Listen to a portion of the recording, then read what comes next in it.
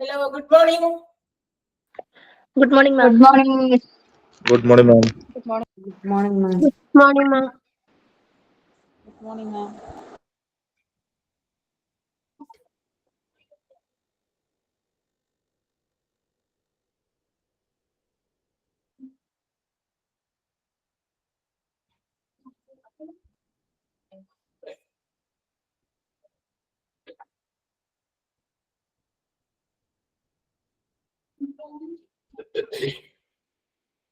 Okay, start ചെയ്യാം. സുഖമാണല്ലോ എല്ലാവർക്കും അല്ലേ? ഓക്കെ അല്ലേ എല്ലാവരും? 33. Okay, Anna. ഓക്കെ ആണ്. അപ്പോ നമ്മൾ എന്താ പഠിച്ചുകൊണ്ടിരിക്കുന്നത്? ഇതൊക്കെയാ പഠിച്ചുകൊണ്ടിരിക്കണേ.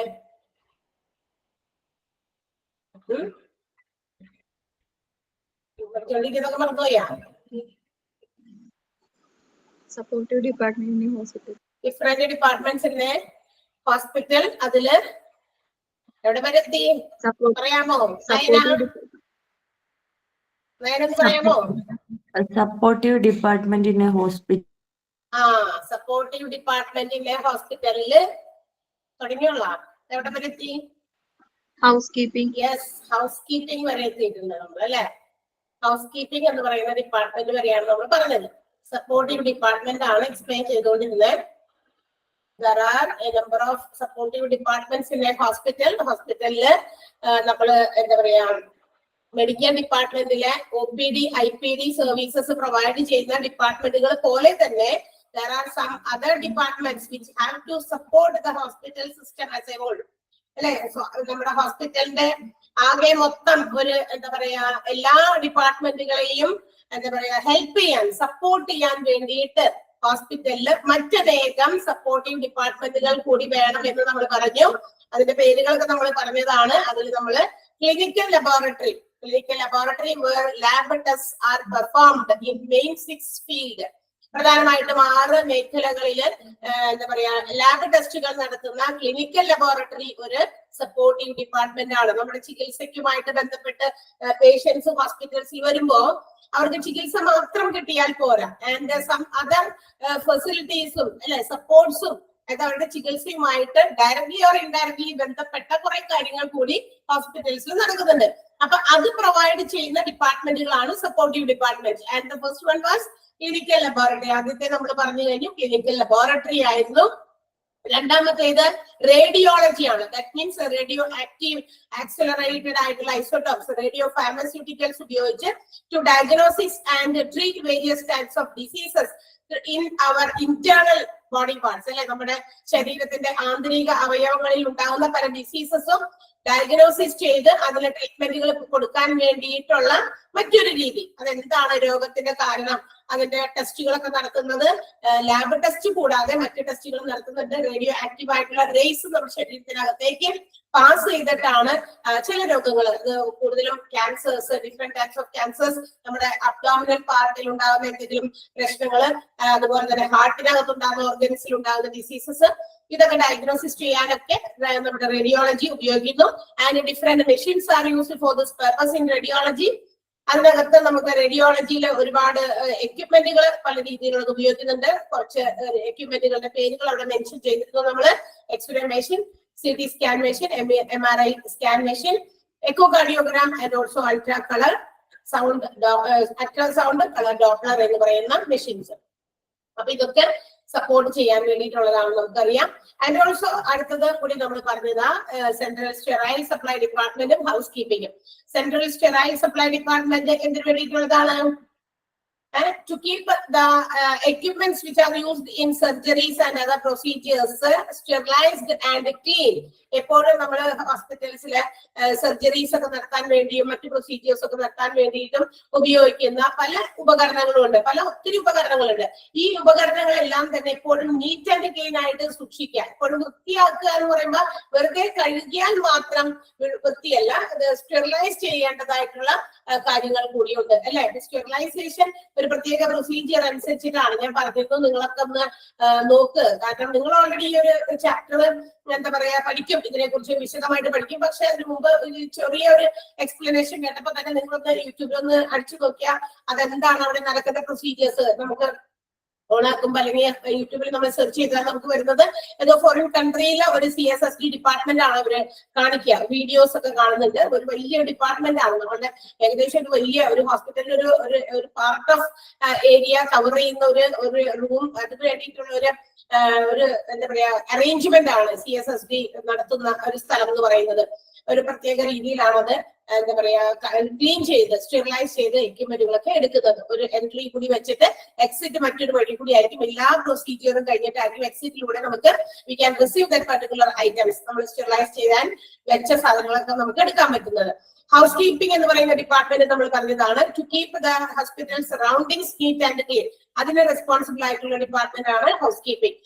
എന്തെങ്കിലും തരത്തിലുള്ള വെള്ളമോ മറ്റു കാര്യങ്ങളോ എന്തെങ്കിലുമൊക്കെ വൃത്തികേടായിട്ടൊക്കെ കിടക്കുന്നുണ്ടെങ്കിൽ അവിടെയൊക്കെ നല്ല കൃത്യമായിട്ട് ക്ലീൻ ചെയ്യാനൊക്കെ എന്താ പറയാ ക്ലീൻ ചെയ്യിപ്പിക്കുന്നവരെ കൊണ്ട് അതൊക്കെ ചെയ്യിപ്പിക്കാനും, ആൻഡ് ലോണ്ടറീസ്, അതായത് ഏതെങ്കിലും തരത്തിലുള്ള ലിനൻസ് പേഷ്യൻസിന് ഉപയോഗിക്കുന്നതായിക്കോട്ടെ മറ്റേതെങ്കിലും ആകട്ടെ, റൂംസില് പേഷ്യന്റിന് കൊടുത്തിരിക്കുന്ന റൂംസിലൊക്കെ ഉപയോഗിക്കുന്ന ബെഡ്ഷീറ്റ്സ്, ബെഡ് കവേഴ്സ്, പിന്നെന്താ പില്ലോ കവേഴ്സ് ഒക്കെ ഉണ്ടെങ്കിൽ അതൊക്കെ ചേഞ്ച് ചെയ്ത് മാറ്റി ഇത് ഇട്ട് അവിടേക്ക് നീറ്റ് ആൻഡ് ക്ലീൻ അപ്പിയറൻസ്, അതായത് ഒരു അപ്പീലിംഗ് അപ്പിയറൻസ് കൊടുക്കണം. ഹോസ്പിറ്റലിന്റെ അകത്തേക്ക് നമ്മൾ ആ കോമ്പൗണ്ടിനകത്തോട്ട് കയറി കഴിഞ്ഞാൽ ഒരു വൃത്തിഹീനമായ അന്തരീക്ഷമാകരുത്.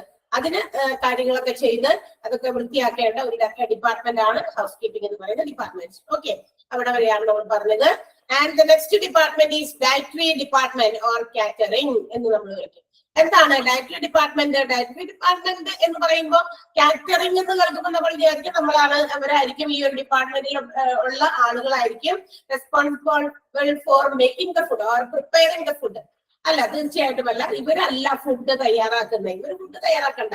ഹോസ്പിറ്റലിനകത്ത് ഒരു ക്യാൻറ്റീൻ അല്ലെങ്കിൽ കിച്ചൺ ഉണ്ടെങ്കിൽ അവിടെ ഉണ്ടാക്കപ്പെടുന്ന ഫുഡ്, പ്രിപ്പയർ ചെയ്യുന്ന ഫുഡുകളെല്ലാം തന്നെ പ്രിപ്പയർ ചെയ്യുന്നത് ഹൈജീനിക് ഒരു അറ്റ്മോസ്ഫിയറിലാണോ, കൊടുക്കുന്ന ഫുഡൊക്കെ ന്യൂട്രീഷൻ ഡിപ്പാർട്ട്മെന്റിന്റെ അക്കോർഡിംഗ് അവര് സജസ്റ്റ് ചെയ്യുന്ന രീതിയിലുള്ള ന്യൂട്രീഷ്യസ് ഫുഡ് ആണോ? Because many people those who are coming to the hospital depend upon this kitchen. ഈ ഹോസ്പിറ്റലിന്റെ കിച്ചൺ അല്ലെങ്കിൽ ക്യാൻറ്റീനെ ഡിപ്പെൻഡ് ചെയ്യുന്ന ഒത്തിരി ആളുകളുണ്ട് അല്ലെ. കാരണം പേഷ്യൻസിന് മാത്രമല്ല, അവിടെ പേഷ്യൻസിനെ കാണാൻ വരുന്ന വിസിറ്റേഴ്സ് ഉണ്ടായിരിക്കാം, അല്ലെങ്കിൽ അവരുടെ കൂടെ നിൽക്കുന്ന ബൈസ്റ്റാൻഡേഴ്സ് ഉണ്ടായിരിക്കാം. ഹോസ്പിറ്റൽ സ്റ്റാഫുകളും ഒരുപാട് പേര് ആ ഹോസ്പിറ്റൽ ക്യാൻറ്റീനിൽ ഡിപ്പെൻഡ് ചെയ്ത് ഫുഡ് കഴിക്കുന്നവരുണ്ട്.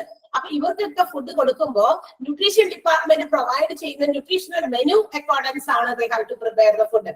അപ്പൊ അങ്ങനെയാണോ അവർ പ്രിപ്പയർ ചെയ്യുന്നത് എന്ന് മനസ്സിലാക്കേണ്ടത്, എൻഷുർ ചെയ്യേണ്ടത് നമ്മുടെ ഡയറ്ററി ഡിപ്പാർട്ട്മെന്റ് ആണ്.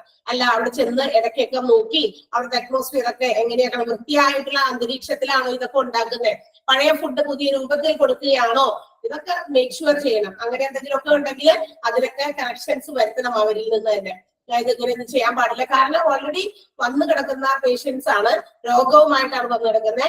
അവർക്ക് എന്തെങ്കിലും ചെറിയ കാര്യങ്ങളിൽ തന്നെ അവർക്ക് വീണ്ടും ഇൻഫെക്റ്റഡ് ആകാനായിട്ടുള്ള ചാൻസസ് കൂടുതലാണ്. സോ അങ്ങനെ ഒരു എന്താ പറയാ അറ്റ്മോസ്ഫിയറിൽ ഉണ്ടാക്കുന്ന ഫുഡ്സ് ഒക്കെ ചിലപ്പോൾ കഴിച്ചാൽ അവർക്ക് എന്തെങ്കിലും തരത്തിലുള്ള പ്രോബ്ലംസ് ഉണ്ടാകാനായിട്ടുള്ള സാധ്യതകൾ ഉണ്ടാകാം. അപ്പൊ അതൊക്കെ ഇല്ല എന്ന് ഉറപ്പുവരുത്തുക. ക്ലീൻ അറ്റ്മോസ്ഫിയറിൽ and also ഏത് രീതിയിലുള്ള ഫുഡ് ആയാലും ന്യൂട്രീഷണൽ നീഡ്സ് അനുസരിച്ച്, and also they have to make them to prepare such a food.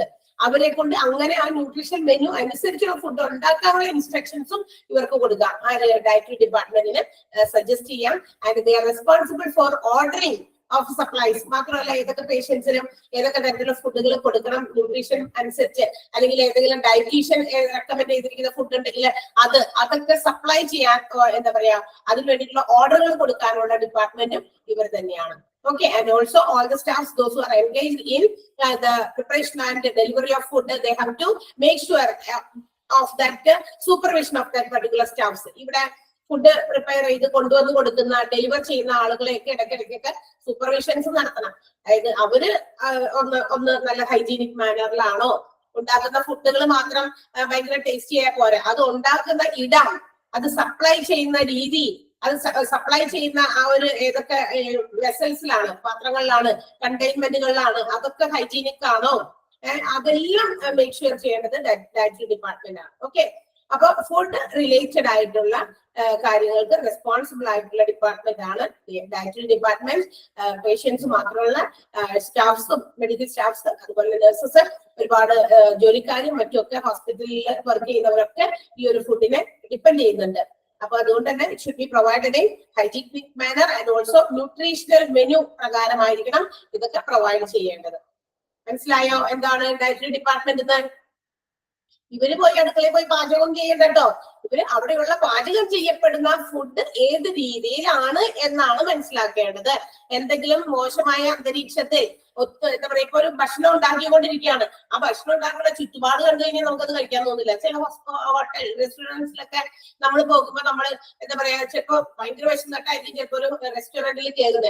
അപ്പൊ അവിടുത്തെ ആ ഒരു ചുറ്റുപാടൊക്കെ നമ്മളൊന്ന് കണ്ണോടിക്കുമ്പോ അവിടെ എന്തെങ്കിലും ഹൈജീനിക് അല്ലാത്ത എന്തെങ്കിലും കണ്ടു കഴിഞ്ഞാൽ നമുക്കത് കഴിക്കാൻ തോന്നില്ല. നമ്മൾ ജസ്റ്റ് ഒന്ന് വേഗം അവിടുത്തെ പതുക്കെ ഇറങ്ങിപ്പോരും. കാരണം ഈച്ചയും മറ്റു സാധനങ്ങളും വൃത്തിയില്ലാതെ എന്താ പറയാ തൂക്കാതെ തുടയ്ക്കാതൊക്കെ കിടക്കുന്ന ആ ഒരു അന്തരീക്ഷം കാണുമ്പോൾ തന്നെ നമുക്ക് പറ്റില്ല. അപ്പൊ നമ്മൾ ഇറങ്ങിപ്പോരും അല്ലെ. നമ്മുടെ വീടുകളിൽ തന്നെ ഉണ്ട്, നമുക്കുണ്ട് ഒരു ക്യാൻറ്റീൻ, എന്താ കിച്ചൺ എന്ന് പറയുന്നത്. നമ്മൾ ഉണ്ടാക്കുന്ന ഫുഡ് ആ ഉണ്ടാക്കുന്ന സമയത്ത് തന്നെ അവിടെയൊക്കെ വൃത്തിയായിട്ടുള്ള അന്തരീക്ഷത്തിൽ അത് ഉണ്ടാക്കുമ്പോഴാണ് അതൊരു പ്രോപ്പർ മേക്കിംഗ് ഓഫ് ഫുഡ് ആകുക.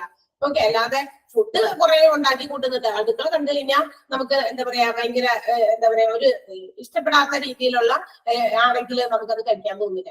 അപ്പൊ അത് തന്നെയാണ്. അപ്പൊ ഹോസ്പിറ്റൽസിലായാലും ഹോസ്പിറ്റൽസിൽ കുറച്ചുകൂടി കൂടുതൽ ശ്രദ്ധിക്കണം. ബിക്കോസ് അവിടെ രോഗികളാണ്. കഴിച്ചു കഴിഞ്ഞാൽ വീണ്ടും അവരുടെ രോഗത്തിന് എന്താ പറയാ കുറയല്ല ചെയ്യുക, കൂടുകയാണ് ചെയ്യുക. അപ്പൊ അത്തരം സിറ്റുവേഷൻസിലേക്ക് കൊണ്ടുപോകാതെ അതൊക്കെ കൃത്യമായി നോക്കേണ്ടതാണ് ഡയറ്ററി ഡിപ്പാർട്ട്മെന്റ്. മനസ്സിലായോ എന്താണ് ഡയറ്ററി ഡിപ്പാർട്ട്മെന്റ്? ക്ലിയർ ആണോ? വേഗം പറയണം. നമ്മള് ചാപ്റ്റർ ഒന്ന് അവസാനിപ്പിക്കാനാണ് നോക്കുന്നത്. കാരണം സപ്പോർട്ടീവ് ഡിപ്പാർട്ട്മെന്റ് ആകുമ്പോ അധികം വലിയ രോഗങ്ങളെ കുറിച്ചോ ഡിപ്പാർട്ട്മെന്റുകളെ കുറിച്ചോ എന്തെങ്കിലും ട്രീറ്റ്മെന്റിനെ കുറിച്ചോ ഒന്നും നമുക്ക് പറയാനില്ല. ഓൺലി ആ ഡിപ്പാർട്ട്മെന്റ് എന്ത് റിലേറ്റഡ് ആണെന്ന് അറിഞ്ഞിരിക്കുക. That's all. Okay. Yes, now let move to the next department. Medical social service ആണ് അടുത്തത്. MSW എന്നൊക്കെ കേട്ടിട്ടുണ്ടോ? MSW മെഡിക്കൽ സോഷ്യൽ വർക്ക് എന്നൊക്കെ പറയുന്നത്. ഓക്കെ, അതായത് ശരിയാണ്, ഹെൽത്ത് കെയർ സിസ്റ്റത്തിന്റെ ഒരു സോഷ്യൽ സർവീസസ് പ്രൊവൈഡ് ചെയ്യുന്ന ആളുകളാണ്. എന്തിനാണ്? What is the need of such social services in A hospital? ഒരു ഹോസ്പിറ്റലിൽ ഇത്തരം സാമൂഹ്യ പ്രവർത്തകരുടെ വല്ല ആവശ്യമുണ്ടോ? തീർച്ചയായും ഉണ്ട്. There are a lot of patients those who are coming to the hospital with psychosocial issues and also stress related to their health care or illness or maintaining their health. ഒരു ഹോസ്പിറ്റലിലേക്ക് രോഗമായിട്ട് നമ്മൾ ഹോസ്പിറ്റലിൽ ചെല്ലുമ്പോൾ ഒത്തിരി ആളുകൾ ഇത്തരം സ്ട്രെസ് അനുഭവിക്കുന്ന ആൾക്കാരുണ്ട്. എന്ത് സ്ട്രെസ് ആയിരിക്കാം ഉദ്ദേശിക്കുന്നത്? അതായത് MSW ഒക്കെയാണ് അതിന്റെ ഷോർട്ട് ഫോം. അതായത് നമ്മൾ ഹോസ്പിറ്റലിലേക്ക് ചെല്ലുന്നു, അവിടെ ചെന്ന് കഴിയുമ്പോ അവിടെ എന്തൊക്കെ കാര്യങ്ങളാണ് ചെയ്യേണ്ടത്? ചിലപ്പോൾ ഏതെങ്കിലും ഒരു പർട്ടിക്കുലർ രോഗം, അതിന് നമ്മൾ ആരുടെ അടുത്തേക്ക് സമീപിക്കണം, എവിടെയാണ്, ഏത് ഡിപ്പാർട്ട്മെന്റിലേക്ക് പോകണം, എവിടെയാണ് ഇതിന്റെ ബില്ലിംഗ് സെക്ഷൻ, എവിടെയാണ് നമുക്കിപ്പോ ക്യാഷ്ലെസ് പേയ്മെന്റ് ആയിട്ടുള്ള അതായത് മെഡിക്ലെയിം ഒക്കെ ഉള്ള ആൾക്കാരാണെങ്കിൽ ഇതിന് ക്യാഷ് നമ്മളുടെ കയ്യിൽ കൊടുക്കാനില്ല, നമുക്ക് ക്ലെയിം ഉണ്ട്. So where we have to go for that claim? ആ ക്ലെയിമിന് വേണ്ടി ആരെ സമീപിക്കണം എന്നുള്ള കുറെ മാനസിക വിഭ്രാന്തികളുമായിട്ടായിരിക്കും ഹോസ്പിറ്റലിലേക്ക് പോകുക. പേടിയാണ് ഹോസ്പിറ്റലിൽ. ഞങ്ങൾ പോയി കഴിഞ്ഞാൽ ഇത് എന്തൊക്കെയാ ചെയ്യേണ്ടത്? എല്ലാവർക്കും അതിനെ കുറിച്ചുള്ള നോളജ് ഉണ്ടാവണം നിർബന്ധമില്ല. ചിലർക്ക് എളുപ്പം കാര്യങ്ങളൊക്കെ ചെയ്യാൻ പറ്റും. പക്ഷെ മെജോറിറ്റി ഓഫ് പീപ്പിളിന് ഇതിനെ കുറിച്ചുള്ള കാര്യങ്ങളൊന്നും അറിയില്ല. അപ്പൊ അവർക്ക് ഭയങ്കര പേടിയാണ് ഹോസ്പിറ്റൽസിലേക്ക് ചെല്ലുമ്പോൾ. അവരൊരു എന്താ പറയുക, ഒരു മാനസിക ഒരു സാമൂഹിക ഒരു പ്രശ്നം, ഒരു ബുദ്ധിമുട്ട് അവർക്ക് അനുഭവിക്കപ്പെടുന്നുണ്ട്. അപ്പൊ അത്തരം ആളുകളെ ഹെൽപ്പ് ചെയ്യാൻ, those who are facing such psychosocial issues and stresses due to their illness, അവരുടെ രോഗവുമായിട്ട് ബന്ധപ്പെട്ട എന്താ പറയാ കുറെ കാര്യങ്ങളുമായിട്ട് ബന്ധപ്പെട്ടവർക്ക് എവിടെയൊക്കെയാണ് പോകേണ്ടത്, ഹോസ്പിറ്റലിന് അകത്തോട്ട് പ്രവേശിച്ചു കഴിഞ്ഞാൽ എന്തൊക്കെയാ ചെയ്യേണ്ടത്, ആൻഡ് അവരെ കുറിച്ചുള്ള കാര്യങ്ങളൊന്നും അറിവില്ല എങ്കിൽ എന്താ പറയാ ഗോ ടു ദിസ് MSW അല്ലെങ്കിൽ ഇത്തരം മെഡിക്കൽ സോഷ്യൽ സർവീസസ് പ്രൊവൈഡ് ചെയ്യുന്ന ആളുകൾ ഹോസ്പിറ്റലിനകത്തുണ്ട്. അപ്പൊ അതൊരു ഡിപ്പാർട്ട്മെന്റ് ആയിട്ട് അവിടെ പ്രവർത്തിക്കുന്നുണ്ട്. അപ്പൊ ഇവരുടെ ആരോഗ്യപരമായിട്ടുള്ള പ്രശ്നങ്ങളിൽ എന്തൊക്കെയാണ് ഇവർക്ക് സംശയങ്ങൾ, കൺഫ്യൂഷൻസ് ഉള്ളത്, എവിടെ പോകണം, മെഡിക്ലെയിമിന് എവിടെ പോകണം എന്നൊക്കെ അറിയില്ല എങ്കിൽ ദേ വിൽ ഹാൻഡിൽ ഇറ്റ്. ഈ പറയുന്ന ഡിപ്പാർട്ട്മെന്റ് ഹാൻഡിൽ ചെയ്തോളും, പേടിക്കാനൊന്നുമില്ല. ഓക്കെ. അപ്പൊ നമ്മൾ ഇത് നോക്കുമ്പോൾ നമ്മൾ ഹോസ്പിറ്റലിൽ പോകുന്ന രോഗമായിട്ട് വലിയ വലിയ രോഗങ്ങളൊക്കെ, വലിയ ഓപ്പറേഷൻസ് ഒക്കെ പെട്ടെന്ന് പറയുകയാണ് ഇത് ഇത്തിരി എന്താ പറയാ ക്രിട്ടിക്കലാണ്, പെട്ടെന്ന് തന്നെ എന്തെങ്കിലും ചെയ്യണം എന്നൊക്കെ പറയുമ്പോൾ നമ്മളിങ്ങനെ പകച്ചൊക്കെ നോക്കി നിൽക്കുന്ന അവസ്ഥയില് there are some people, those who are working in this department, ഇങ്ങനെയുള്ള ആളുകളെ സഹായിക്കാൻ വേണ്ടിയിട്ട് നമുക്ക് ഏറ്റവും കൂടുതൽ ഒരു ഹോസ്പിറ്റലിലേക്ക് ചെല്ലുമ്പോൾ കാശുണ്ട്, നമുക്ക് എന്താ പറയാ വേറെ കുഴപ്പമൊന്നുമില്ല. പക്ഷെ ഈ ചില ആളുകൾക്ക് ഇത്തരം എന്തെങ്കിലുമൊക്കെ കാര്യങ്ങൾ കേൾക്കുമ്പോൾ അവർക്കത് താങ്ങി നിൽക്കാൻ പറ്റില്ല. എന്താ പറയാ മനസ്സിന് അത്രയും അങ്ങോട്ട് ബലമൊന്നും ഉണ്ടാവില്ല, സ്ട്രെങ്ത് ഉണ്ടാവില്ല. അപ്പൊ ഒരു മെന്റൽ സ്ട്രെങ്ത് ഒക്കെ അത്രയും ഇല്ലാത്ത ആളുകൾക്കൊക്കെ ഇത്തരം കാര്യങ്ങളൊക്കെ കേൾക്കുമ്പോൾ ചിലപ്പോൾ വേഗം ഡിപ്രസ്ഡ് ഒക്കെ ആയി പോകാനുള്ള സാധ്യതകളൊക്കെ ഉണ്ട്. അപ്പൊ അത്തരം സിറ്റുവേഷൻസിനെയൊക്കെ ഫേസ് ചെയ്യുന്ന അവർക്ക് വേണ്ടിയിട്ട് അവരെ ഹെൽപ്പ് ചെയ്യാൻ ഒരു സോഷ്യൽ വർക്കാണ്, ഒരു സാമൂഹ്യ പ്രവർത്തനമാണ് ഇവർ കൊടുക്കുന്നത്, ഈ ഒരു ഡിപ്പാർട്ട്മെന്റ് കൊടുക്കുന്നത്. എന്താ കൊടുത്തതെന്ന് വെച്ച് കഴിഞ്ഞാൽ കയ്യിൽ ഒന്നും എടുത്തു വെച്ച് കൊടുത്തിട്ടില്ല, പക്ഷെ അവർ ഒരു ഹെൽപ്പ് ആണ് ചെയ്യുന്നത്. ഇതൊക്കെ എങ്ങനെയൊക്കെയാണ് ഹാൻഡിൽ ചെയ്യേണ്ടത്, എവിടെയാണ് പോകേണ്ടത് എന്നുള്ള കാര്യങ്ങളൊക്കെ അവരൊരു സേവന രൂപത്തിൽ ചെയ്തു കൊടുക്കുന്നത്. That's called medical social work. ഇന്ന് ഈ ഒരു കോഴ്സ് എടുത്ത് ഒരുപാട് ആളുകൾ, ഇതൊരു കോഴ്സാണ്, MSW എന്ന് പറയുന്ന കോഴ്സസ്, ഇതിന്റെ ബാച്ചിലർ അതുപോലെ തന്നെ PG ഒക്കെ ഉണ്ട് ആളുകൾ ചെയ്യുന്നത്. അത് പുറത്തൊക്കെ ഭയങ്കര ചാൻസസ് ഉള്ളതാണ്. കാരണം അവിടെ പുറത്തുള്ള പല ഹോസ്പിറ്റൽസ് മാത്രമല്ല, പുറത്തൊക്കെ നമ്മുടെ ഇന്ത്യക്ക് പുറത്തൊക്കെ ഇല്ലേ ഈ പറയുന്ന നഴ്സിംഗ് ഹോംസുകളൊക്കെ ഉണ്ട്. അവിടെയും ഒക്കെ ഒത്തിരി ആളുകൾ എന്താ പറയാ ഇത്തരം ഇഷ്യൂസ് ഒക്കെ ഫേസ് ചെയ്യുന്ന ആളുകളുണ്ട്. അപ്പൊ അവരെയൊക്കെ ഹെൽപ്പ് ചെയ്യാന്നുള്ള ഉദ്ദേശത്തിലൊക്കെ ഇത്തരം കോഴ്സുകളായിട്ട് ഇന്ന് എന്താ പറയാ നമ്മളിപ്പോ ഈ ഹോസ്പിറ്റൽ അഡ്മിനിസ്ട്രേഷൻ ഒക്കെ പഠിക്കുന്ന പോലെ തന്നെ കോഴ്സസ് ഒക്കെ ഉണ്ട്. വിദേശത്തൊക്കെ ഒരുപാട് ജോലി സാധ്യതകളൊക്കെ ഉള്ള ഒരു കോഴ്സ് തന്നെയാണ്. അപ്പൊ അത്തരം കാര്യങ്ങൾ അവരെ ഹെൽപ്പ് ചെയ്യുന്ന ഒരു മെന്റാലിറ്റിയാണ് ഈ ഒരു ഡിപ്പാർട്ട്മെന്റിന് ഉള്ളത്. ആൻഡ് ദിസ് ഡിപ്പാർട്ട്മെന്റ് ഈസ് എന്താ പറയാ ഇവര് ശരിക്കും പറഞ്ഞാൽ ദേ ആർ എന്താ പറയാ സർവീസബിൾ, ഒരു മനോഭാവമാണ് അവരുടെ, മറ്റുള്ളവരെ ഹെൽപ്പ് ചെയ്യണം. Those who are facing these challenges, ഇത്തരം ചലഞ്ചസ് ഫേസ് ചെയ്യുന്ന ഫാമിലീസ് അല്ലെങ്കിൽ പേഷ്യൻസ്, അവരെയൊക്കെ അവരുടെ ആവശ്യത്തില് അവരുടെ ഹെൽത്ത് കെയറുമായിട്ട് ബന്ധപ്പെട്ടിട്ടുള്ള ആവശ്യങ്ങളിൽ അവരെ സഹായിക്കുക. And sometimes they are such as a bridge between the doctors and the individuals or family or community. ഇവരൊരു പാലം പോലെ, ഒരു എന്താ പറയാ ഇവരെയൊക്കെ തമ്മിൽ കോർത്തിണക്കുന്ന പാലം എന്തിനാ നമ്മൾ ഉപയോഗിക്കുക, അങ്ങോട്ടേക്കും ഇങ്ങോട്ടേക്കും പാസ് ചെയ്യാനാണ്. അപ്പൊ അതിന്റെ ഇടയിൽ ഒരു ഗ്യാപ്പ് ഉണ്ട്, എന്താ ചെയ്യേണ്ടത്, ഇവിടെ പേഷ്യന്റ് നിൽക്കുന്നു, ഇവിടെ എവിടേക്ക് എത്തിച്ചെല്ലണമെന്ന് അറിയില്ല. അപ്പൊ അവരെ ഇങ്ങോട്ടേക്ക് കടത്തിവിടാനുള്ള ഒരു പാലമായിട്ടും നമ്മുടെ മെഡിക്കൽ സോഷ്യൽ വർക്ക് ഡിപ്പാർട്ട്മെന്റിലെ ആളുകള് സന്നദ്ധരാണ്. അവരൊരു ലിങ്കിങ് ആണ് ശരിക്കും പറഞ്ഞു കഴിഞ്ഞാൽ. ഓക്കെ, അപ്പൊ അത്തരം പ്രശ്നങ്ങളൊക്കെ ഉണ്ടെങ്കിൽ സോൾവ് ഈ പറയുന്ന ആളുകളാണ് ഇത് സോൾവ് ചെയ്ത് കൊടുക്കുന്നത്. അതായത് പ്രധാനമായിട്ട് ആ വേർഡ് ഓർത്തിരിക്കുക, help the patients or the family members those who are facing wide range of psychosocial issues and stresses according to their illness and maintaining health. Health maintain ചെയ്യുന്ന കാര്യത്തില്, എന്തെങ്കിലും രോഗവുമായിട്ട് ബന്ധപ്പെട്ട കാര്യത്തില് ഫാമിലി മെമ്പേഴ്സിനെയും പേഷ്യൻസിനെയും ഒക്കെ സഹായിക്കുന്ന അവർ ഫേസ് ചെയ്യുന്ന ഒരുപാട് സ്ട്രെസ്സസിനൊക്കെ ഫേസ് ചെയ്യുമ്പോൾ അതിനൊക്കെ വേണ്ടിയിട്ട് ഒരു ഹെൽപ്പ് ചെയ്തു കൊടുക്കുന്ന ഒരു ഡിപ്പാർട്ട്മെന്റ് ആണ് MSW. കിട്ടിയോ? എന്താണ് MSW മനസ്സിലായില്ലേ? ക്ലിയർ ആണോ? യെസ്. നെക്സ്റ്റ് ഡിപ്പാർട്ട്മെന്റ് ആണ് ഫിസിയോതെറാപ്പി. ഫിസിയോതെറാപ്പി എന്ന് പറയുന്ന ഡിപ്പാർട്ട്മെന്റ് നമുക്കറിയാം, അത് നമ്മളുടെ ഓർത്തോപെഡിക്സ് ഡിപ്പാർട്ട്മെന്റ് കണക്ട് ചെയ്ത് ഉള്ള ഒരു ഡിപ്പാർട്ട്മെന്റ് ആണ്. ഓർത്തോപെഡിക്സ് എന്നതിന് വേണ്ടിയിട്ടുള്ള സ്കെലിറ്റൽ സിസ്റ്റം ആണ് അല്ലെ, നമ്മുടെ മസിൽസ്, നമ്മുടെ സ്കെലിറ്റൻ അസ്ഥി മായിട്ടൊക്കെ ബന്ധപ്പെട്ട ഒരു ഡിപ്പാർട്ട്മെന്റ്, അതിനോട് ക്ലോസ് ആയിട്ട് പ്രവർത്തിക്കുന്ന, ഒരു ലിങ്ക് ചെയ്ത് പ്രവർത്തിക്കുന്ന one of the most important department ആണ് physiotherapy. And it is also aiming at the rehabilitation of patients. കുറെ ആൾക്കാരൊക്കെ ഇങ്ങനെ റിഹാബിലിറ്റേറ്റ് ചെയ്ത്, അതായത് പുനരധിവസിപ്പിച്ചിട്ടൊക്കെ അവർക്ക് ട്രീറ്റ്മെന്റുകളൊക്കെ കൊടുക്കുകയും ചെയ്യുന്നുണ്ട്. ഇപ്പൊ കുറെ പ്രായമൊക്കെ ചെന്നവരെ, ബെഡ് റിഡൺ ആയിട്ടുള്ള ഒത്തിരി പ്രായമൊക്കെ ചെന്നവർക്ക് എന്താ പറയാ ഇനി അത്ര എന്താ പറയാ ചിലപ്പോ ഒരു ലൈഫിലേക്ക് തിരിച്ചു വരുമോ, ഒരുപാട് പ്രായമൊക്കെ ചെന്നേ 90 കഴിഞ്ഞിട്ട് ഒരുപാട് എന്താ പറയാ വേറെ അസുഖങ്ങളൊന്നുമില്ല, ഇങ്ങനെ വെറുതെ കിടപ്പാണ്. കാരണം ഒത്തിരി പ്രായം ചെന്ന് കഴിയുമ്പോൾ നമ്മുടെ ഈ പറഞ്ഞ ബോൺസിനും മസിൽസിനും ഒക്കെ ഭയങ്കര വീക്ക്നെസ് സംഭവിക്കും. അപ്പൊ നമ്മളിങ്ങനെ ഒന്നും ചെയ്യാൻ പറ്റാതെ കയ്യ കാലൊക്കെ അവിടെ ഉണ്ടെന്ന് മാത്രമേ ഉള്ളൂ, നമുക്ക് സ്വന്തമായിട്ട് അതിനെയൊക്കെ മൂവ് ചെയ്ത് ഒന്നും ചെയ്യാൻ പറ്റുന്നില്ല എങ്കിൽ അത്തരം പേഷ്യൻസിനൊക്കെ റിഹാബിലിറ്റേറ്റ് ചെയ്ത് അവരുടെ ആ ബോൺസിനും മസിൽസിനും ഒക്കെ കുറച്ചുകൂടി അവരോട് സ്വന്തം എന്തെങ്കിലും അനക്കാനൊക്കെ പറ്റുന്ന രീതിയിൽ ആക്കി കൊടുക്കാൻ വേണ്ടിയിട്ട് ഫിസിയോതെറാപ്പീസ് ഒക്കെ ചെയ്തു കൊടുക്കാറുണ്ട്. ഒരു ഹീറ്റിംഗ് ഒരു എന്താ പറയാ പ്രൊസീജിയേഴ്സ് ആണ് ഇവിടെ നടക്കുക. അപ്പം അതുകൊണ്ട് തന്നെ this department closely linked with the orthopaedics department. അതുകൊണ്ടാണ് അതിന് നമ്മൾ ഓർത്തോപെഡിക്സ് ഡിപ്പാർട്ട്മെന്റുമായിട്ട് ബന്ധപ്പെട്ടതാണെന്ന് പറയാൻ കാരണം. ആൻഡ് എന്താ ഇവർ ചെയ്യുന്നത്? offers therapies, അതായത് ഹീലിംഗ് തെറാപ്പി ആണ് ഇവർ കൊടുക്കുന്നത്, which helps the patient to start or to regain their normal functioning of the body parts. അവരുടെ ശരീരത്തിന്റെ പല ഭാഗങ്ങളൊക്കെ ഫംഗ്ഷനിങ്ങിന് ഇപ്പൊ കൈയും കാലൊക്കെ ഇങ്ങനെ സ്റ്റിഫായിട്ട് നിൽക്കുക, അനക്കാൻ പറ്റുന്നില്ല, വളയ്ക്കാൻ പറ്റുന്നില്ല, അങ്ങനെയൊക്കെയുള്ള ആ നോർമൽ ഫംഗ്ഷനിൽ നിന്നും വ്യത്യസ്തമായ രീതിയിൽ നിൽക്കുകയാണെങ്കിൽ അവർക്ക് ഈ തെറാപ്പി കൊടുത്തുകൊണ്ട് അവരെ ആ ഒരു ഇതിൽ നിന്നൊക്കെ ഒരു പരിധി വരെയൊക്കെ, ഒത്തിരി പ്രായം ചെന്നവർക്കാണെങ്കിൽ ഇച്ചിരി ബുദ്ധിമുട്ടാണ്, പക്ഷെ അത്രയധികം പ്രായമൊന്നും ഇല്ല എങ്കിലും ചിലപ്പോഴൊക്കെ ഈ സ്ട്രോക്ക് ഒക്കെ വന്നിട്ട് ഒരു വർഷമൊക്കെ പാരലൈസ്ഡ് ആയി പോകുന്ന ആളുകളും ഇല്ലേ, അവർക്കും ഇതുപോലുള്ള തെറാപ്പീസ് കൊടുക്കാറുണ്ട്. വലിയ വീഴ്ചകളൊക്കെ വന്നിട്ട് നടുവിനൊക്കെ വല്ലതൊക്കെ പറ്റിയിട്ട് അങ്ങനെയുള്ളവർക്ക് പിൽക്കാലത്ത് ഒത്തിരി പെയിൻഫുൾ ആയിട്ടുള്ളതൊക്കെ വരാതിരിക്കാൻ വേണ്ടിയിട്ട് അവർക്ക് തെറാപ്പീസ് പ്രൊവൈഡ് ചെയ്യാറുണ്ട്. അപ്പൊ അതിന്റെ ആഫ്റ്റർ എഫക്ട് പിന്നീടായിരിക്കും ഉണ്ടാകുക. വലിയ വീഴ്ചയൊക്കെ വരുന്നതായിരിക്കുന്ന ചെറുപ്പക്കാരൊക്കെ വീണാലേ, അപ്പൊ ഈ തെറാപ്പീസ് ഒരു പരിധി വരെ ഇറ്റ് വിൽ ഹെൽപ്പ് ദം അല്ലെ, അവർക്ക് അത്ര പെയിൻഫുൾ ആയിട്ടുള്ള സിറ്റുവേഷൻസിനെയൊക്കെ എന്താ പറയാ ഇല്ലാതാക്കാനായിട്ട് അവർക്ക് ഇത്തരം തെറാപ്പീസ് ഹെൽപ്പ് ചെയ്യുന്നു എന്നുള്ളതാണ്. And this department provides inpatient and also out patient services. അവിടെ കിടന്ന് ചികിത്സിക്കാം, തെറാപ്പീസ് സ്വീകരിക്കാം, അല്ലെങ്കിൽ ഡെയിലി വന്നു പോയി OP വിഭാഗത്തിലും തെറാപ്പീസ് കൊടുക്കുന്നതാണ്. ഓക്കെ, അപ്പൊ അതാണ് ഫിസിയോതെറാപ്പി എന്ന് പറയുന്ന ഡിപ്പാർട്ട്മെന്റ്. ഓക്കെ, എന്താണ് ഫിസിയോതെറാപ്പി? എയിം ചെയ്യണമെന്ന് ഓർത്തിരിക്കണം, aims at rehabilitation of patients. And ഇത് ഏത് ഡിപ്പാർട്ട്മെന്റുമായിട്ട് ലിങ്ക്ഡ് ആണെന്ന് പറഞ്ഞിട്ടുണ്ട്, ഓർത്തോപെഡിക്സ് ഡിപ്പാർട്ട്മെന്റ്. എങ്ങനെയാണ് ഇവരിത് കൊടുക്കുക എന്ന് പറഞ്ഞിട്ടുണ്ട്, healing therapy which will help the patient to resume their normal functioning.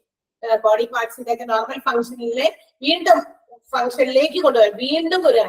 അങ്ങനെയാണ് റെസ്യൂം എന്ന് പറഞ്ഞിരിക്കുന്നത് കേട്ടാ.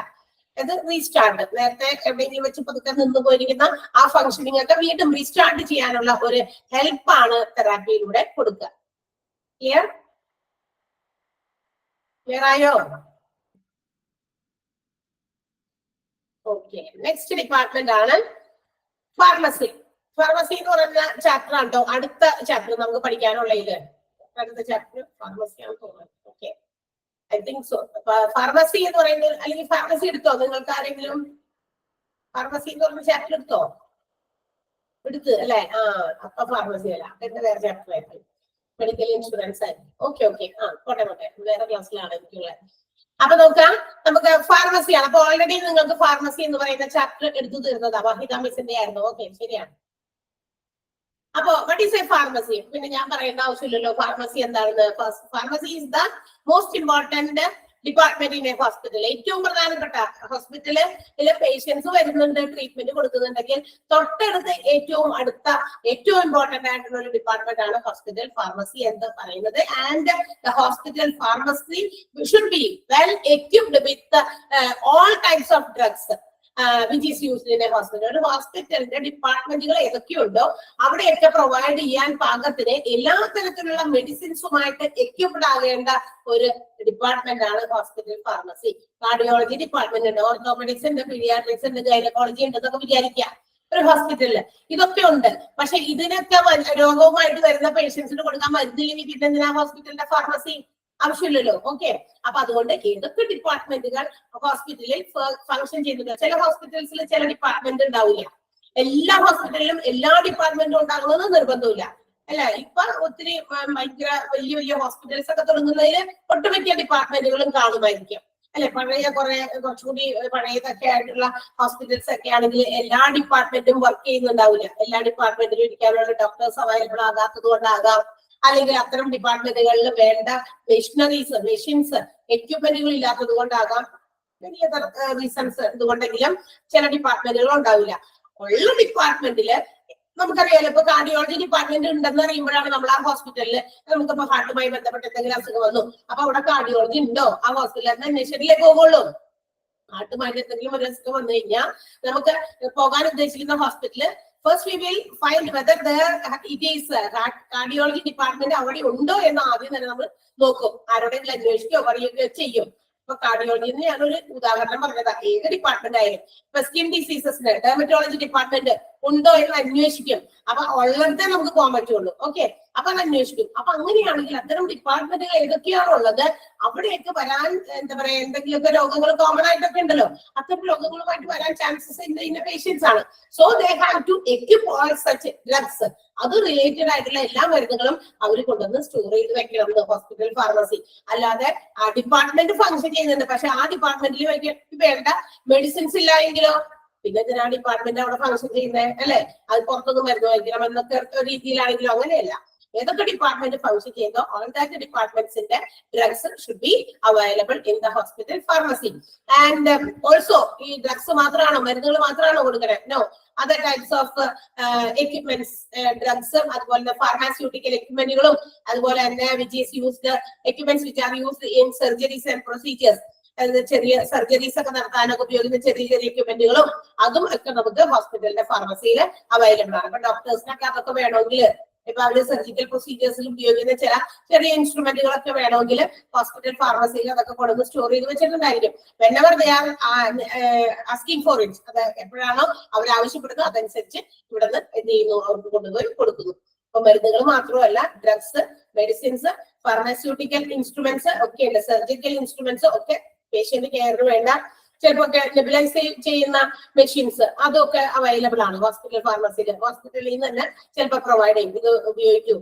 കുട്ടികൾക്കൊക്കെ ബ്രീത്തിങ് പ്രോബ്ലംസ് ഒക്കെ എപ്പോഴെപ്പോഴും വരുന്ന കുട്ടികൾക്ക്, അല്ലെങ്കിൽ എന്താ പറയാ ജലദോഷമൊക്കെ എപ്പോഴെപ്പോഴും വരുന്ന കുട്ടികൾക്ക് ഇതൊക്കെ ഇടയ്ക്ക് ഉപയോഗിക്കേണ്ടി വരികയാണെങ്കിൽ അതിന് വേണ്ടിയിട്ട് ഹോസ്പിറ്റൽ ഫാർമസിയിൽ അത് അവൈലബിൾ ആക്കിയിരിക്കും. അതായത് അത് അവര് പ്രിസ്ക്രൈബ് ചെയ്യും, ഡോക്ടർ അതൊന്ന് സജസ്റ്റ് ചെയ്യുമ്പോൾ അവർക്ക് അവിടെ നിന്ന് തന്നെ അത് ലഭ്യമാകും. And the hospital pharmacy is run by hospital pharmacist. ഇത് ഹാൻഡിൽ ചെയ്യുന്നത് ഹോസ്പിറ്റൽ ഫാർമസി ഹാൻഡിൽ ചെയ്യുന്നത് ഹോസ്പിറ്റലിന്റെ ഫാർമസിസ്റ്റുകളായിരിക്കും. ആൻഡ് ഹോസ്പിറ്റൽ ഫാർമസിക്ക് ചില സേവനങ്ങൾ ചെയ്യേണ്ടതുണ്ട്. എന്തൊക്കെ സർവീസസ് ആണ് provided by the hospital pharmacy? എന്തൊക്കെ സേവനങ്ങളാണ് ഹോസ്പിറ്റൽ ഫാർമസി ചെയ്യുന്നതെന്ന് നോക്കാം നമുക്ക്. First of all they have to purchase, supply and distribute medications and pharmaceuticals. ഒരു ഹോസ്പിറ്റലിലേക്ക് വേണ്ട മരുന്നുകളും മരുന്നല്ലാത്ത തരത്തിലുള്ള ഉപകരണങ്ങളും ഒക്കെ വാങ്ങി വെക്കുക, സപ്ലൈ ചെയ്യുക, ഡിസ്ട്രിബ്യൂട്ട് ചെയ്യുക. സപ്ലൈ ചെയ്യാന്ന് പറഞ്ഞാൽ എവിടേക്കായിരിക്കും? അതായത് ഡോക്ടേഴ്സിനോ അല്ലെങ്കിൽ വാർഡുകളിലേക്കൊക്കെ ചില ഇൻസ്ട്രുമെന്റുകളും മെഡിസിൻസ് ഒക്കെ സപ്ലൈ ചെയ്യേണ്ടി വരും. അങ്ങനെ കൊടുക്കാം. അല്ലെങ്കിൽ അവര് എന്താ പറയാ മറ്റ് ഔട്ട് പേഷ്യൻസിനും ഡിസ്ട്രിബ്യൂട്ട് ചെയ്യാം. അതുപോലെ തന്നെ ഇതൊക്കെ ഡിസ്ട്രിബ്യൂട്ട് ചെയ്യണമെങ്കിലും സപ്ലൈ ചെയ്യണമെങ്കിലും they should purchase that medicines. ഈ മെഡിസിൻസ് ഒക്കെ വാങ്ങി വെക്കണം. അപ്പൊ വാങ്ങലും വിതരണം ചെയ്യലും ഒക്കെ ചെയ്യേണ്ടത് ഹോസ്പിറ്റലിന്റെ ഫാർമസിയാണ്. അതാണ് അവരുടെ ആദ്യത്തെ സേവനം. Second one, inpatient and outpatient dispensing. ഇൻപേഷ്യന്റിന് കിടന്ന് ചികിത്സിക്കുന്ന ആളുകൾക്കും ഫാർമസിയിൽ നിന്ന് മരുന്നുകൾ കൊടുക്കുന്നുണ്ട്. ഔട്ട് പേഷ്യൻസ് നിത്യേന വന്നൊക്കെ പോകുന്ന പേഷ്യൻസ് ആണെങ്കിൽ അവർക്കും മരുന്നുകൾ പ്രൊവൈഡ് ചെയ്യുന്നത് സെയിം ഹോസ്പിറ്റൽ ഫാർമസിയിൽ നിന്ന് തന്നെയാണ്. And next one, clinical and ward pharmacy. അതായത് ക്ലിനിക്കൽ ഫാർമസി എന്ന് പറയുമ്പോൾ നമ്മുടെ ഹോസ്പിറ്റലിന്റെ ഓരോ ഡിപ്പാർട്ട്മെന്റിലും പ്രവർത്തിക്കുന്ന രീതിയിൽ അവിടെ പേഷ്യൻസ് വരുമ്പോൾ അവർക്ക് പ്രൊവൈഡ് ചെയ്യാനുള്ള മെഡിസിൻസ് കൊടുക്കുന്ന മെയിൻ ഫാർമസി. വാർഡ് ഫാർമസിയും കൂടി ഉണ്ട്. അതായത് there are wards in the hospitals. നമ്മൾ അതിൽ പറഞ്ഞ മെറ്റേണിറ്റി വാർഡ് പറഞ്ഞു, അല്ലാതെ ഉണ്ട് പേ വാർഡ്സ് ഒക്കെ ഉണ്ട്. അപ്പൊ ഈ വാർഡുകളിൽ അഡ്മിറ്റഡ് ആയിട്ടുള്ള പേഷ്യൻസിന് ഷുഡ് ബി പ്രൊവൈഡഡ് മെഡിസിൻസ് അല്ലെ, അവർക്ക് മെഡിസിൻസ് കൊടുക്കണം. അപ്പൊ ഡോക്ടേഴ്സ് പ്രിസ്ക്രൈബ് ചെയ്തിട്ട് പോയിട്ടുണ്ടായിരിക്കും ഇങ്ങനെ റൗണ്ട്സിനൊക്കെ പോകുമ്പോൾ ഇതിന് മരുന്നൊക്കെ കൊടുക്കും എന്നൊക്കെ പറഞ്ഞിട്ട്. സോ ആ മരുന്നുകള് എന്താ പറയാ ആ റെസ്പെക്റ്റീവ് വാർഡില് റെസ്പോൺസിബിൾ ആയിട്ടുള്ള നേഴ്സ് ഉണ്ടായിരിക്കും. അവര് അത് മെയിൻ നമ്മുടെ ഈ ക്ലിനിക്കൽ ഫാർമസിയിൽ നിന്ന് വാങ്ങിച്ചിട്ട് കൊണ്ടുപോയി നേരത്തിന് ആ വാർഡിൽ കിടക്കുന്ന ആളുകൾക്ക് പേരുകളൊന്നും മാറിപ്പോകാതെ കൃത്യമായിട്ടൊക്കെ കൊടുക്കും അവര്. അപ്പൊ അതുകൊണ്ടാണ് അങ്ങനെ പറഞ്ഞിരിക്കുന്നത് clinical and ward pharmacy. Ward pharmacy അപ്പൊ വേറെയാണ് എന്ന് വെച്ചാൽ ഇതുപോലെ വലിയ ഫാർമസി അല്ല. ഈ ഫാർമസിയിൽ നിന്ന് മരുന്നുകൾ കളക്ട് ചെയ്ത് കൊണ്ടുപോയി വെച്ചേക്കണ്ട. നമ്മൾ കണ്ടിട്ടുണ്ടാവുമല്ലോ വാർഡിന്റെ മുമ്പിൽ രണ്ട് നഴ്സുമാരോ ആരെങ്കിലും ഒക്കെ ഇരുന്നിട്ട് ഒരു ചെറിയൊരു കൗണ്ടർ പോലത്തെ സ്ഥലം. നമുക്ക് വാർഡിൽ കിടക്കുന്ന ആളുകൾക്ക് എന്തെങ്കിലും തരത്തിലുള്ള പെട്ടെന്ന് എന്തെങ്കിലും പ്രശ്നങ്ങളൊക്കെ ഉണ്ടെങ്കിൽ നമ്മൾ അവിടെയാണ് പോയിട്ട് ഇൻഫോം ചെയ്യുക. And they will provide the medicines also. അവരോട് നമുക്ക് കാര്യങ്ങൾ എന്തെങ്കിലും ഉണ്ടെങ്കിൽ പറയാം. അതുപോലെ തന്നെ അവരാണ് നമുക്ക് മരുന്ന് കൊണ്ടുതരിക. ചിലർക്ക് ഇങ്ങനെ വാർഡിൽ കിടക്കുന്നവർക്ക് എപ്പോഴും കുറെ ആൾക്കാരൊന്നും വന്ന് കൂട്ടിരിക്കാൻ പറ്റില്ലല്ലോ. വാർഡിൽ അങ്ങനെ ഒരു പ്രത്യേകതയുണ്ട്. ഒത്തിരി ആളുകൾ വന്ന് ഇങ്ങനെ കൂട്ടം കൂടി നിൽക്കണ്ട. ബിക്കോസ് ഓൾറെഡി വാർഡിലാവുമ്പോൾ കുറെ ആൾക്കാരൊക്കെ അടുത്തടുത്തൊക്കെ കിടക്കുന്നുണ്ട്. അപ്പൊ അവർക്ക് എപ്പോഴും ആളുകൾ അവിടെ ബൈസ്റ്റാൻഡേഴ്സ് ആയിട്ട് വേണമെന്നില്ല. ചിലപ്പോ ചില പേഷ്യൻസിന് എടുത്ത് സ്വന്തമായിട്ടൊക്കെ അത് മരുന്ന് ഏതൊക്കെയാണെന്ന് നോക്കിയെടുത്ത് കഴിക്കാനൊക്കെ അറിയില്ലായിരിക്കാം. സോ അവരാണ് കൊണ്ടുവന്ന് ഇതൊക്കെ കൊടുക്കുന്നത് നേരത്തിനൊക്കെ, കാലത്തോ ഉച്ചയ്ക്കോ വൈകുന്നേരം whenever it is needed. എപ്പോഴാണോ കൊടുക്കേണ്ടത് അതനുസരിച്ച് അവർ പ്രൊവൈഡ് ചെയ്യുന്നു. ഇല്ലേ, വാർഡിലെ ഫാർമസിക്ക് അറിയാലോ, വാർഡ് ഫാർമസിയിലേക്കും മെഡിസിൻസ് പ്രൊവൈഡ് ചെയ്യുന്നത് നമ്മുടെ ഹോസ്പിറ്റൽ ഫാർമസിയിൽ തന്നെയാണ്. And the last one is doctors are usually given a set of procedures which is of medications by the pharmacy. ഇതായത് ഹോസ്പിറ്റൽ ഫാർമസിക്കാരില്ലേ, പോയിന്റ് ഇങ്ങനെയാണ് അതിന്റെ മീനിങ്. ഹോസ്പിറ്റൽ ഫാർമസിക്കാര് അവരുടെ കയ്യിൽ ലഭ്യമായ മരുന്നുകൾ ഏതൊക്കെയാണ് ഓരോ ഡിപ്പാർട്ട്മെന്റുകൾക്കും, ഇതിപ്പോ എന്താ പറയാ, ഏതൊക്കെ ഡിപ്പാർട്ട്മെന്റുകളാണ് ഹോസ്പിറ്റൽ ഫാർമസിയിൽ ഉള്ളത്, ഹോസ്പിറ്റലിനകത്ത് ഉള്ളത്, ആ ഡിപ്പാർട്ട്മെന്റുകൾ ഹാൻഡിൽ ചെയ്യുന്ന ഡോക്ടേഴ്സിന് ഒരു ലിസ്റ്റ് ഓഫ് പ്രൊസീജിയേഴ്സ്, മീൻസ് അവരുടെ ഹോസ്പിറ്റലിനകത്ത് ഇരിക്കുന്ന മരുന്നുകൾ ഏതൊക്കെയാണോ അതിനെ കുറിച്ച് ഒരു ലിസ്റ്റ് ഈ ഡോക്ടേഴ്സിന് പ്രൊവൈഡ് ചെയ്തിട്ടുണ്ടാവും. എന്തിനാ? So that the doctors can prescribe according to that particular list. ആ ലിസ്റ്റ് പ്രകാരം ഡോക്ടേഴ്സിന് മരുന്നുകൾ കുറിച്ചു കൊടുക്കാൻ പറ്റും. ഇപ്പൊ പനിക്ക് ഒന്നല്ല 2-3 തരത്തിലൊക്കെ മരുന്നുകൾ ഉണ്ടെന്ന് വിചാരിക്കാം. കുട്ടികൾക്ക് വേറെയുണ്ട്, വലിയവർക്ക് വേണ്ടിയിട്ട് അഡൽസിന് ഉപയോഗിക്കുന്ന മരുന്നുകളൊക്കെ വേറെയുണ്ട്. അപ്പൊ ഇതിൽ ഏത് വേണമെങ്കിലും ഉപയോഗിച്ചാൽ മതി. ഇപ്പൊ 2-3 തരത്തിലുള്ള ടാബ്ലറ്റുകളൊക്കെ പനിക്കുണ്ടെങ്കിൽ ഇതില് ഏത് മരുന്നുകൾ വേണമെങ്കിലും പ്രൊവൈഡ് ചെയ്താൽ മതി. പക്ഷെ whatever it is available in the hospital pharmacy should be prescribed by the doctors. എന്താണോ ഹോസ്പിറ്റൽ ഫാർമസിയിലുള്ളത്, ഏത് മരുന്നാണോ സ്റ്റോക്ക് ഇരിക്കുന്നത്, അതാണ് അവർ പ്രിസ്ക്രൈബ് ചെയ്യേണ്ടത്. അല്ലാണ്ട് ഇവിടെ നമ്മുടെ ഫാർമസിക്ക് അവൈലബിൾ അല്ലാത്ത മരുന്നുകൾ പ്രിസ്ക്രൈബ് ചെയ്തിട്ട് കാര്യമില്ല, അല്ലെ? അപ്പൊ അവിടെ ഇരിക്കുന്ന മരുന്നുകൾ അപ്പൊ അതുമായിട്ട് റിലേറ്റ് ചെയ്ത് തന്നെ, അല്ലെങ്കിൽ അതേ അസുഖത്തിന് ഉപയോഗിക്കാൻ പറ്റുന്ന മരുന്നുകളായിരിക്കും ചിലപ്പോൾ അവിടെ ഇരിക്കുന്നത്. അപ്പൊ ഡോക്ടറെ ഞാൻ അത് പ്രിസ്ക്രൈബ് ചെയ്യണം, അല്ലെങ്കിൽ എന്താ പറ്റും, അത് അവിടെ തന്നെ അങ്ങനെ ഇരിക്കും. ഇപ്പൊ ഈ മരുന്ന് ഇവിടെ അവൈലബിൾ ഇല്ല, അപ്പൊ പുറത്തുനിന്ന് വാങ്ങിച്ചോ പേഷ്യൻസ് പോയി, അങ്ങനെയാവും, അല്ലെ? അപ്പൊ അങ്ങനെ വരുമ്പോ എന്താ, ഈ മരുന്ന് ഇവിടെ ഇരിക്കുകയും ചെയ്യും, എന്താ പറയാ, വലിയ നഷ്ടമാണ് അവർക്ക്. കാരണം ഇത് ഉണ്ട് എന്നുള്ള കാര്യങ്ങൾ ഇടയ്ക്കിടയ്ക്ക് ഇൻഫോം ചെയ്യണം. ആര്? ഫാർമസിക്കാര്. ആ മരുന്നുകളുടെ സ്റ്റോക്ക് ഇപ്പൊ ഒരെണ്ണം തീർന്നു, അപ്പൊ അതിനി അവൈലബിൾ അല്ല, മറ്റൊരു ഇതേ മെഡിസിൻ തന്നെ മറ്റു കമ്പനിയുടേതാണ്, ഇതാണ് ഇന്ന് നമ്മുടെ ഹോസ്പിറ്റലിൽ അവൈലബിൾ ഉള്ളൂ എന്നുള്ള ഇൻസ്ട്രക്ഷൻസ് ഇടയ്ക്ക് ഒരു സെറ്റ് ഓഫ് പ്രൊസീജിയർ പോലെ ഫാർമസി എന്ത് ചെയ്യണം, കൊടുക്കണം. അപ്പൊ ഹോസ്പിറ്റലിൽ അതനുസരിച്ച് ഡോക്ടേഴ്സിന് പ്രിസ്ക്രൈബ് ദ മെഡിസിൻസ് അവർക്ക് പ്രിസ്ക്രൈബ് ചെയ്യാൻ പറ്റും. അപ്പൊ അവർക്ക് ആ ഒരു ഇൻഫോർമേഷൻസ് കിട്ടണം ഇടയ്ക്കിടയ്ക്ക്. അപ്പൊ അതിന് വേണ്ടിയിട്ട് ഇവർ ആവശ്യപ്പെടുന്നു ഏത് മരുന്നാ സ്റ്റോക്ക് ഇരിക്കുന്നത്. ചിലപ്പോ ചില സമയത്തൊക്കെ നമ്മളെ തന്നെ നോക്കുന്ന സമയത്ത് ഇങ്ങനെ അടിക്കും, അല്ലെ? ബെല്ലടിക്കൂലേ? അപ്പൊ ഒരു നഴ്സ് കൂടി വരുന്ന കാണാം, അല്ലെ? ചിലപ്പോ അവര് കൊടുക്കുന്ന കമ്മ്യൂണിക്കേഷൻസിൽ ഇങ്ങനെയുള്ള കാര്യങ്ങൾ വരും. ഇന്ന കാര്യത്തിന് ഇന്ന മെഡിസിൻ ഉണ്ടോ എന്നൊന്ന് ചെക്ക് ചെയ്തിട്ട് വരാനൊക്കെ പറയുന്നത് നിങ്ങൾ കേട്ടില്ലേ? ഉണ്ട്. അപ്പൊ കേട്ടിട്ടുണ്ട്. അപ്പൊ അങ്ങനെയുള്ള കാര്യങ്ങളൊക്കെ ഉണ്ട്. അപ്പൊ ഇതൊക്കെ ചില ഇതാണ്. ചിലപ്പോൾ അത് ആ ഒരു ലിസ്റ്റ് പോലെ അവർ കൊടുത്തിരിക്കും. അപ്പൊ ഇന്ന മരുന്ന് ഓൾറെഡി തീർന്നു, അതിന്റെ തന്നെ മറ്റു കമ്പനിയിലേക്ക് ഉണ്ട്. സോ ഇനി ഉള്ള പേഷ്യൻസ് വരുമ്പോൾ ഡോക്ടർ ഇനി ആ മരുന്ന് പ്രിസ്ക്രൈബ് ചെയ്യും, ബിക്കോസ് മറ്റേത് സെയിം കമ്പനിയിൽ ഉണ്ടായിരുന്നത് തീർന്നുപോയി. അപ്പൊ ആ ഒരു ലിസ്റ്റ് ഓഫ് എന്താ പറയാ, ഹോസ്പിറ്റൽ ഫോർമുല അറിയില്ല. ഹോസ്പിറ്റൽ ഫോർമുല എന്ന് പറയുമ്പോൾ ഹോസ്പിറ്റലിൽ ഉണ്ടാക്കി വെച്ചേക്കണ, സ്റ്റോർ ചെയ്ത് വെച്ചിരിക്കുന്ന എല്ലാ മെഡിസിൻസിന്റെയും ലിസ്റ്റ് ആണ്. ഓക്കെ, ഞാൻ പറഞ്ഞത് ഇതല്ല. ഓരോ ഡിപ്പാർട്ട്മെന്റ് വൈസ് ഓരോ ഡോക്ടേഴ്സും എന്ത് മരുന്നാണോ പ്രിസ്ക്രൈബ് ചെയ്യേണ്ടത്, they have to make sure that these medicines are available in the pharmacy. ഓരോ ഡോക്ടർമാരും പ്രിസ്ക്രൈബ് ചെയ്യുന്നതിന് മുമ്പ് ഈ മെഡിസിൻ ആ ഒരു ഡിപ്പാർട്ട്മെന്റിൽ ഉപയോഗിക്കേണ്ട മെഡിസിൻ ഹോസ്പിറ്റലിന്റെ ഫാർമസിയിൽ ഉണ്ടായിരിക്കും എന്ന് ഉറപ്പുവരുത്തണം. എന്നിട്ടാണ് പ്രിസ്ക്രൈബ് ചെയ്യേണ്ടത്. അത് അവര് അവിടെ ഉള്ള മരുന്നുകളുടെ എല്ലാ ലിസ്റ്റും ഒന്നും അറിയണ്ട. ഓരോ ഡിപ്പാർട്ട്മെന്റും അവരവരുടേതായ ലിസ്റ്റ് അറിഞ്ഞാൽ മതി. ക്ലിയർ? മനസ്സിലായിട്ടുണ്ടാവുമല്ലോ? മനസ്സിലായോ പറഞ്ഞത് എന്താന്ന്? Okay, yes. അപ്പോ നമ്മൾ പഠിച്ചത് ഹോസ്പിറ്റൽ ഫാർമസിയാണ്. അപ്പൊ ഹോസ്പിറ്റൽ ഫാർമസിനെ കുറിച്ച് നിങ്ങൾ ഒരുപാട് കേട്ടിട്ടുണ്ടായിരിക്കും. ഹോസ്പിറ്റൽ ഫാർമസി എന്തൊക്കെയാ ചെയ്യണത്, അതിന്റെ ഫങ്ഷൻസ് എന്താണ്, പിന്നെ അതിന്റെ ഒരു എന്താ പറയാ ഇൻഫ്രാസ്ട്രക്ചർ, എന്തൊക്കെ കാര്യങ്ങൾ ഒരു ഹോസ്പിറ്റൽ ഫാർമസിയിൽ വേണ്ട അടിസ്ഥാന സൗകര്യങ്ങൾ എന്തൊക്കെയാണ്, അല്ലെ? ഹോസ്പിറ്റൽ ഫാർമസിയിൽ ഫാർമസിസ്റ്റുകളുടെ എണ്ണം എങ്ങനെയായിരിക്കും according to the number of bed ആണ്, അല്ലെ? ബെഡ് സ്ട്രെങ്ത്തിന്റെ അടിസ്ഥാനത്തിലാണ് ഹോസ്പിറ്റൽ ഫാർമസിയിൽ ഫാർമസിസ്റ്റുകളുടെ അവൈലബിലിറ്റി വേണ്ടത്, അല്ലെ? അങ്ങനെയൊക്കെയുള്ള കാര്യങ്ങളൊക്കെ നമ്മൾ പഠിച്ചതാ. പിന്നെ ഇതുമായി ബന്ധപ്പെട്ടിട്ടുള്ള ഡിസിഷൻസ് എടുക്കാൻ വേണ്ടിയിട്ട് ഒരു ഡ്രഗ് ആൻഡ് തെറാപ്യൂട്ടിക് കമ്മിറ്റി ഒക്കെ രൂപീകരിച്ചിട്ടുണ്ട്. എന്തൊക്കെ മരുന്നുകൾ കൊണ്ടുവന്ന് വെക്കണം, ഓരോ മരുന്നുകളെ കുറിച്ചിട്ടുള്ള ഡീറ്റെയിൽസ് സ്റ്റോർ ചെയ്ത് വെക്കണം, ഇതൊക്കെ തീരുമാനിക്കാനൊക്കെ ഒരു കമ്മിറ്റി ഉണ്ട്. അതിനെയാണ് നമ്മൾ drug and therapeutic committee. Already നിങ്ങൾ അതൊക്കെ പഠിച്ചതാണ്. Okay, now let's move to the next department. Medical record department ആണ്. ഓക്കെ, അപ്പൊ എന്താണ് മെഡിക്കൽ റെക്കോർഡ്? കേട്ടപ്പോ തന്നെ മനസ്സിലായിട്ടുണ്ടാവും. It is a system of recording. മനസ്സിലായിട്ടുണ്ടാവും അല്ലെ? എന്തോ റെക്കോർഡ് ചെയ്യുന്നതാണ് മെഡിക്കൽ റെക്കോർഡ് ഡിപ്പാർട്ട്മെന്റ്. MRD എന്നതിന് ഷോർട്ട് ആയിട്ട് പറയാം. What is the department four?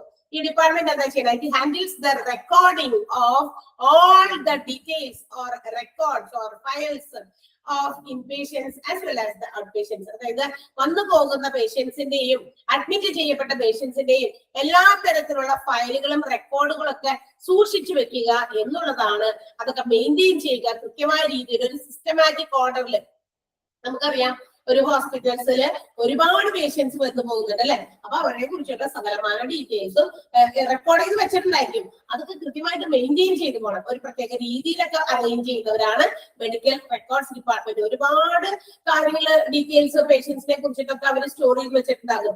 പേഷ്യൻസിന്റെ പേര്, അഡ്രസ്, അവരുടെ എന്താ പറയാ ഒരുപാട് കാര്യങ്ങൾ. അവര് എന്ത് രോഗവുമായിട്ടാണ് വന്നത്, ആരെയാണ് കൺസൾട്ട് ചെയ്തത്, ഏജ്, ഒത്തിരി അഡ്രസ്സും ഒക്കെ കാര്യങ്ങളുണ്ടായിരിക്കും. മൊബൈൽ നമ്പർ അടക്കം. അപ്പൊ ഇത്തരം ഡീറ്റെയിൽസ് ഒക്കെ ഓൾറെഡി റെക്കോർഡ് ആയിരിക്കും. പക്ഷെ അതൊക്കെ ആ റെക്കോർഡ് ചെയ്ത് വെച്ചിരിക്കുന്ന കാര്യങ്ങളൊക്കെ മെയിൻറ്റെയിൻ ചെയ്യുക. അതൊക്കെ കൃത്യമാണോ എന്ന് നോക്കുക, ഇടയ്ക്കിടയ്ക്കൊക്കെ ചെക്ക് ചെയ്യുക. All that, everything should be handled by the medical record department. ഇവരാണ് അത് ഹാൻഡിൽ ചെയ്യുക. ആൻഡ് ഇത് എന്തിനു വേണ്ടിയിട്ടാവും? Four what purpose? എന്തിനായിരിക്കും ഇത്തരം റെക്കോർഡ്സ് ഒക്കെ സൂക്ഷിക്കുന്നത്? For statistical purpose. പിന്നീടുള്ള കണക്കെടുപ്പിനോ എന്തെങ്കിലുമൊക്കെ കാര്യങ്ങൾക്കൊക്കെ വേണ്ടിയാകാം. ബിക്കോസ് ആഫ്റ്റർ ഓൾ നമുക്കറിയാം എല്ലാം ഒരു ബിസിനസ് ആണ്. കുറെ കഴിയുമ്പോൾ അവർക്കും അറിയേണ്ടി വരും നമ്മുടെ മെഡിക്കൽ എന്താ പറയാ ഈ ഹോസ്പിറ്റലിന്റെ ഒരു സ്റ്റാറ്റിസ്റ്റിക്സ് എങ്ങനെയാണ്, അതിന്റെ ഒരു നിലവാരം പോകുന്നത്, ഇനി ഇംപ്രൂവ്മെന്റ് ഉണ്ടോ, ഏതൊക്കെ ഡിപ്പാർട്ട്മെന്റ് ഇനി ഇംപ്രൂവ് ചെയ്യപ്പെടാനുണ്ട്, ഏതെങ്കിലും ഡിപ്പാർട്ട്മെന്റ് താഴേക്ക് പോകുന്നുണ്ടോ, ഏതെങ്കിലും ഒരു പർട്ടിക്കുലർ ഡിപ്പാർട്ട്മെന്റ് ഭയങ്കരമായിട്ട് ഹൈക്കായിട്ട് പോകുന്നുണ്ടോ, ഭയങ്കര കുത്തനെ എന്താ പറയാ ഡെവലപ്ഡ് ആയിട്ട് പോകുന്നുണ്ടോ, ഇനി എന്തുകൊണ്ട് മറ്റേ ഡിപ്പാർട്ട്മെന്റ് അത്രയും അങ്ങോട്ട് എത്തുന്നില്ല, അതിങ്ങനെ താഴേക്ക് പോകുന്നത് എന്തുകൊണ്ട്? ഇത്തരം സ്റ്റാറ്റിസ്റ്റിക്കൽ ഇൻവെസ്റ്റിഗേഷൻസ് ഒക്കെ നടത്താൻ ഉപകരിക്കും ഈ പറയുന്ന റെക്കോർഡ്സ് ഒക്കെ. ഇതൊക്കെ വെച്ചിട്ട് അവർക്ക് നോക്കാം പിന്നീടൊക്കെ.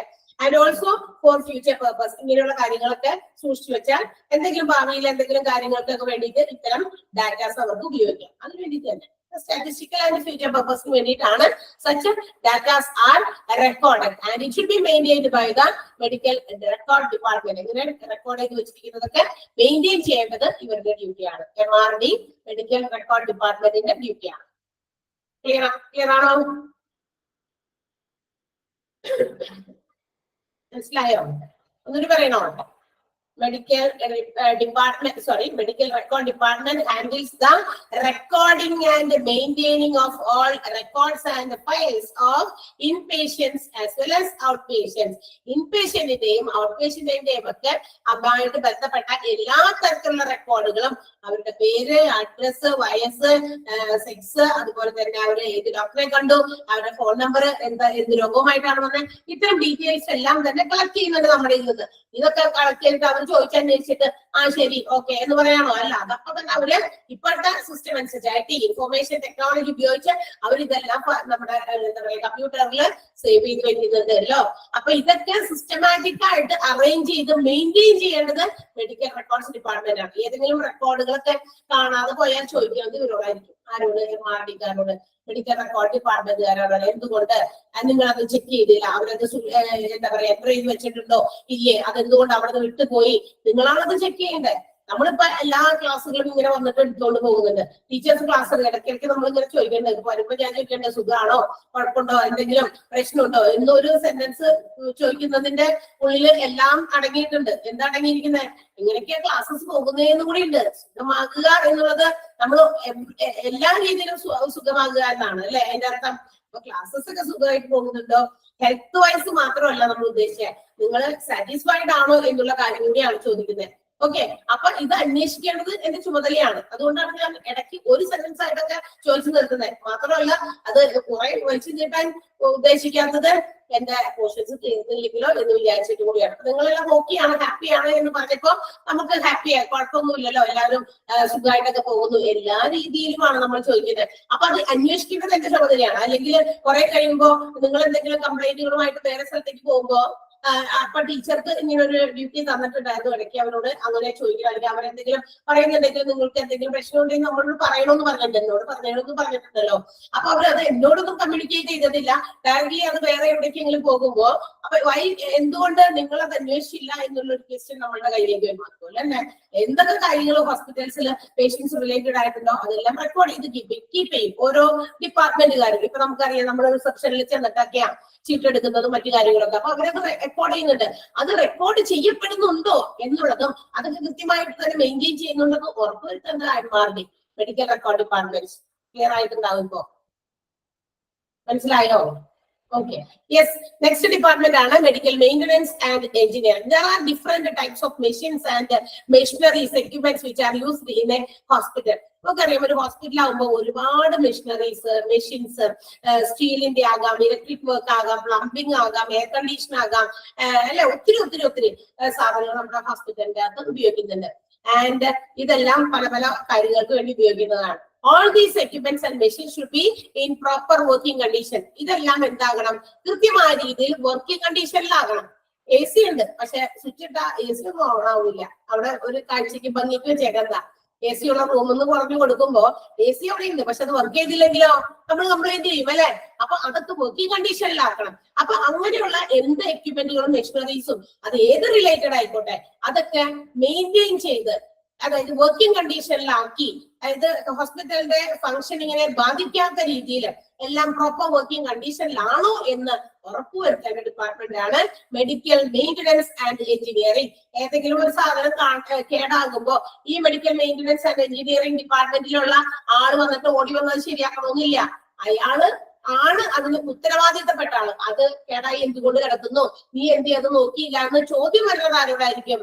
മെഡിക്കൽ മെയിന്റനൻസ് ആൻഡ് എഞ്ചിനീയറിംഗ് ഡിപ്പാർട്ട്മെന്റിനോടായിരിക്കും. അവരാണത് ആളെ വിളിച്ച് നന്നാക്കേണ്ടതും ശരിയാക്കിപ്പിക്കേണ്ടതും. അങ്ങനെ അത് വർക്കിംഗ് കണ്ടീഷനിലല്ലാതെ കിടക്കാൻ പാടില്ല. മനസ്സിലായോ? അത് കേടുവന്ന് കിടക്കാൻ പാടില്ല. അപ്പൊ കേടായ എന്ത് ഉപകരണങ്ങളും മെയിൻറ്റെയിൻ ചെയ്ത് വെക്കേണ്ട, അത് മെയിൻറ്റെയിൻ ചെയ്ത് കറക്റ്റ് പ്രോപ്പർ വർക്കിംഗ് കണ്ടീഷനിലാണെന്ന് ഉറപ്പുവരുത്തേണ്ട ഡിപ്പാർട്ട്മെന്റ് ആണ് മെഡിക്കൽ മെയിന്റനൻസ് ആൻഡ് എഞ്ചിനീയറിംഗ്. അപ്പൊ അതിനു വേണ്ടിയിട്ട് എന്ത് ചെയ്യണം? അതിനു വേണ്ടിയിട്ട് എന്ത് ചെയ്യേണ്ടത്? ഇതിനു വേണ്ടിയിട്ട് ഇത് ഇങ്ങനെയുള്ള മെഷീൻസ് ഒക്കെ എന്താണ് പറയാ ബ്രേക്ക് ഡൗൺ ആയി കഴിഞ്ഞാൽ whom to contact, ആരെ കോണ്ടാക്ട് ചെയ്യണം എന്നുള്ള അവരുടെ ഡീറ്റെയിൽസ് ഒക്കെ റെക്കോർഡ് ചെയ്ത് വെക്കാം, സൂക്ഷിക്കാം. മൊബൈൽ നമ്പറുകളോ ഉള്ളതുകൊണ്ട് ഇപ്പൊ കുഴപ്പമില്ല. അതോ ഇന്ന് വിളിച്ചാൽ മറ്റന്നാളെത്തുന്ന ആളെ വിളിച്ചിട്ട് കാര്യമുണ്ടോ? ഇല്ല.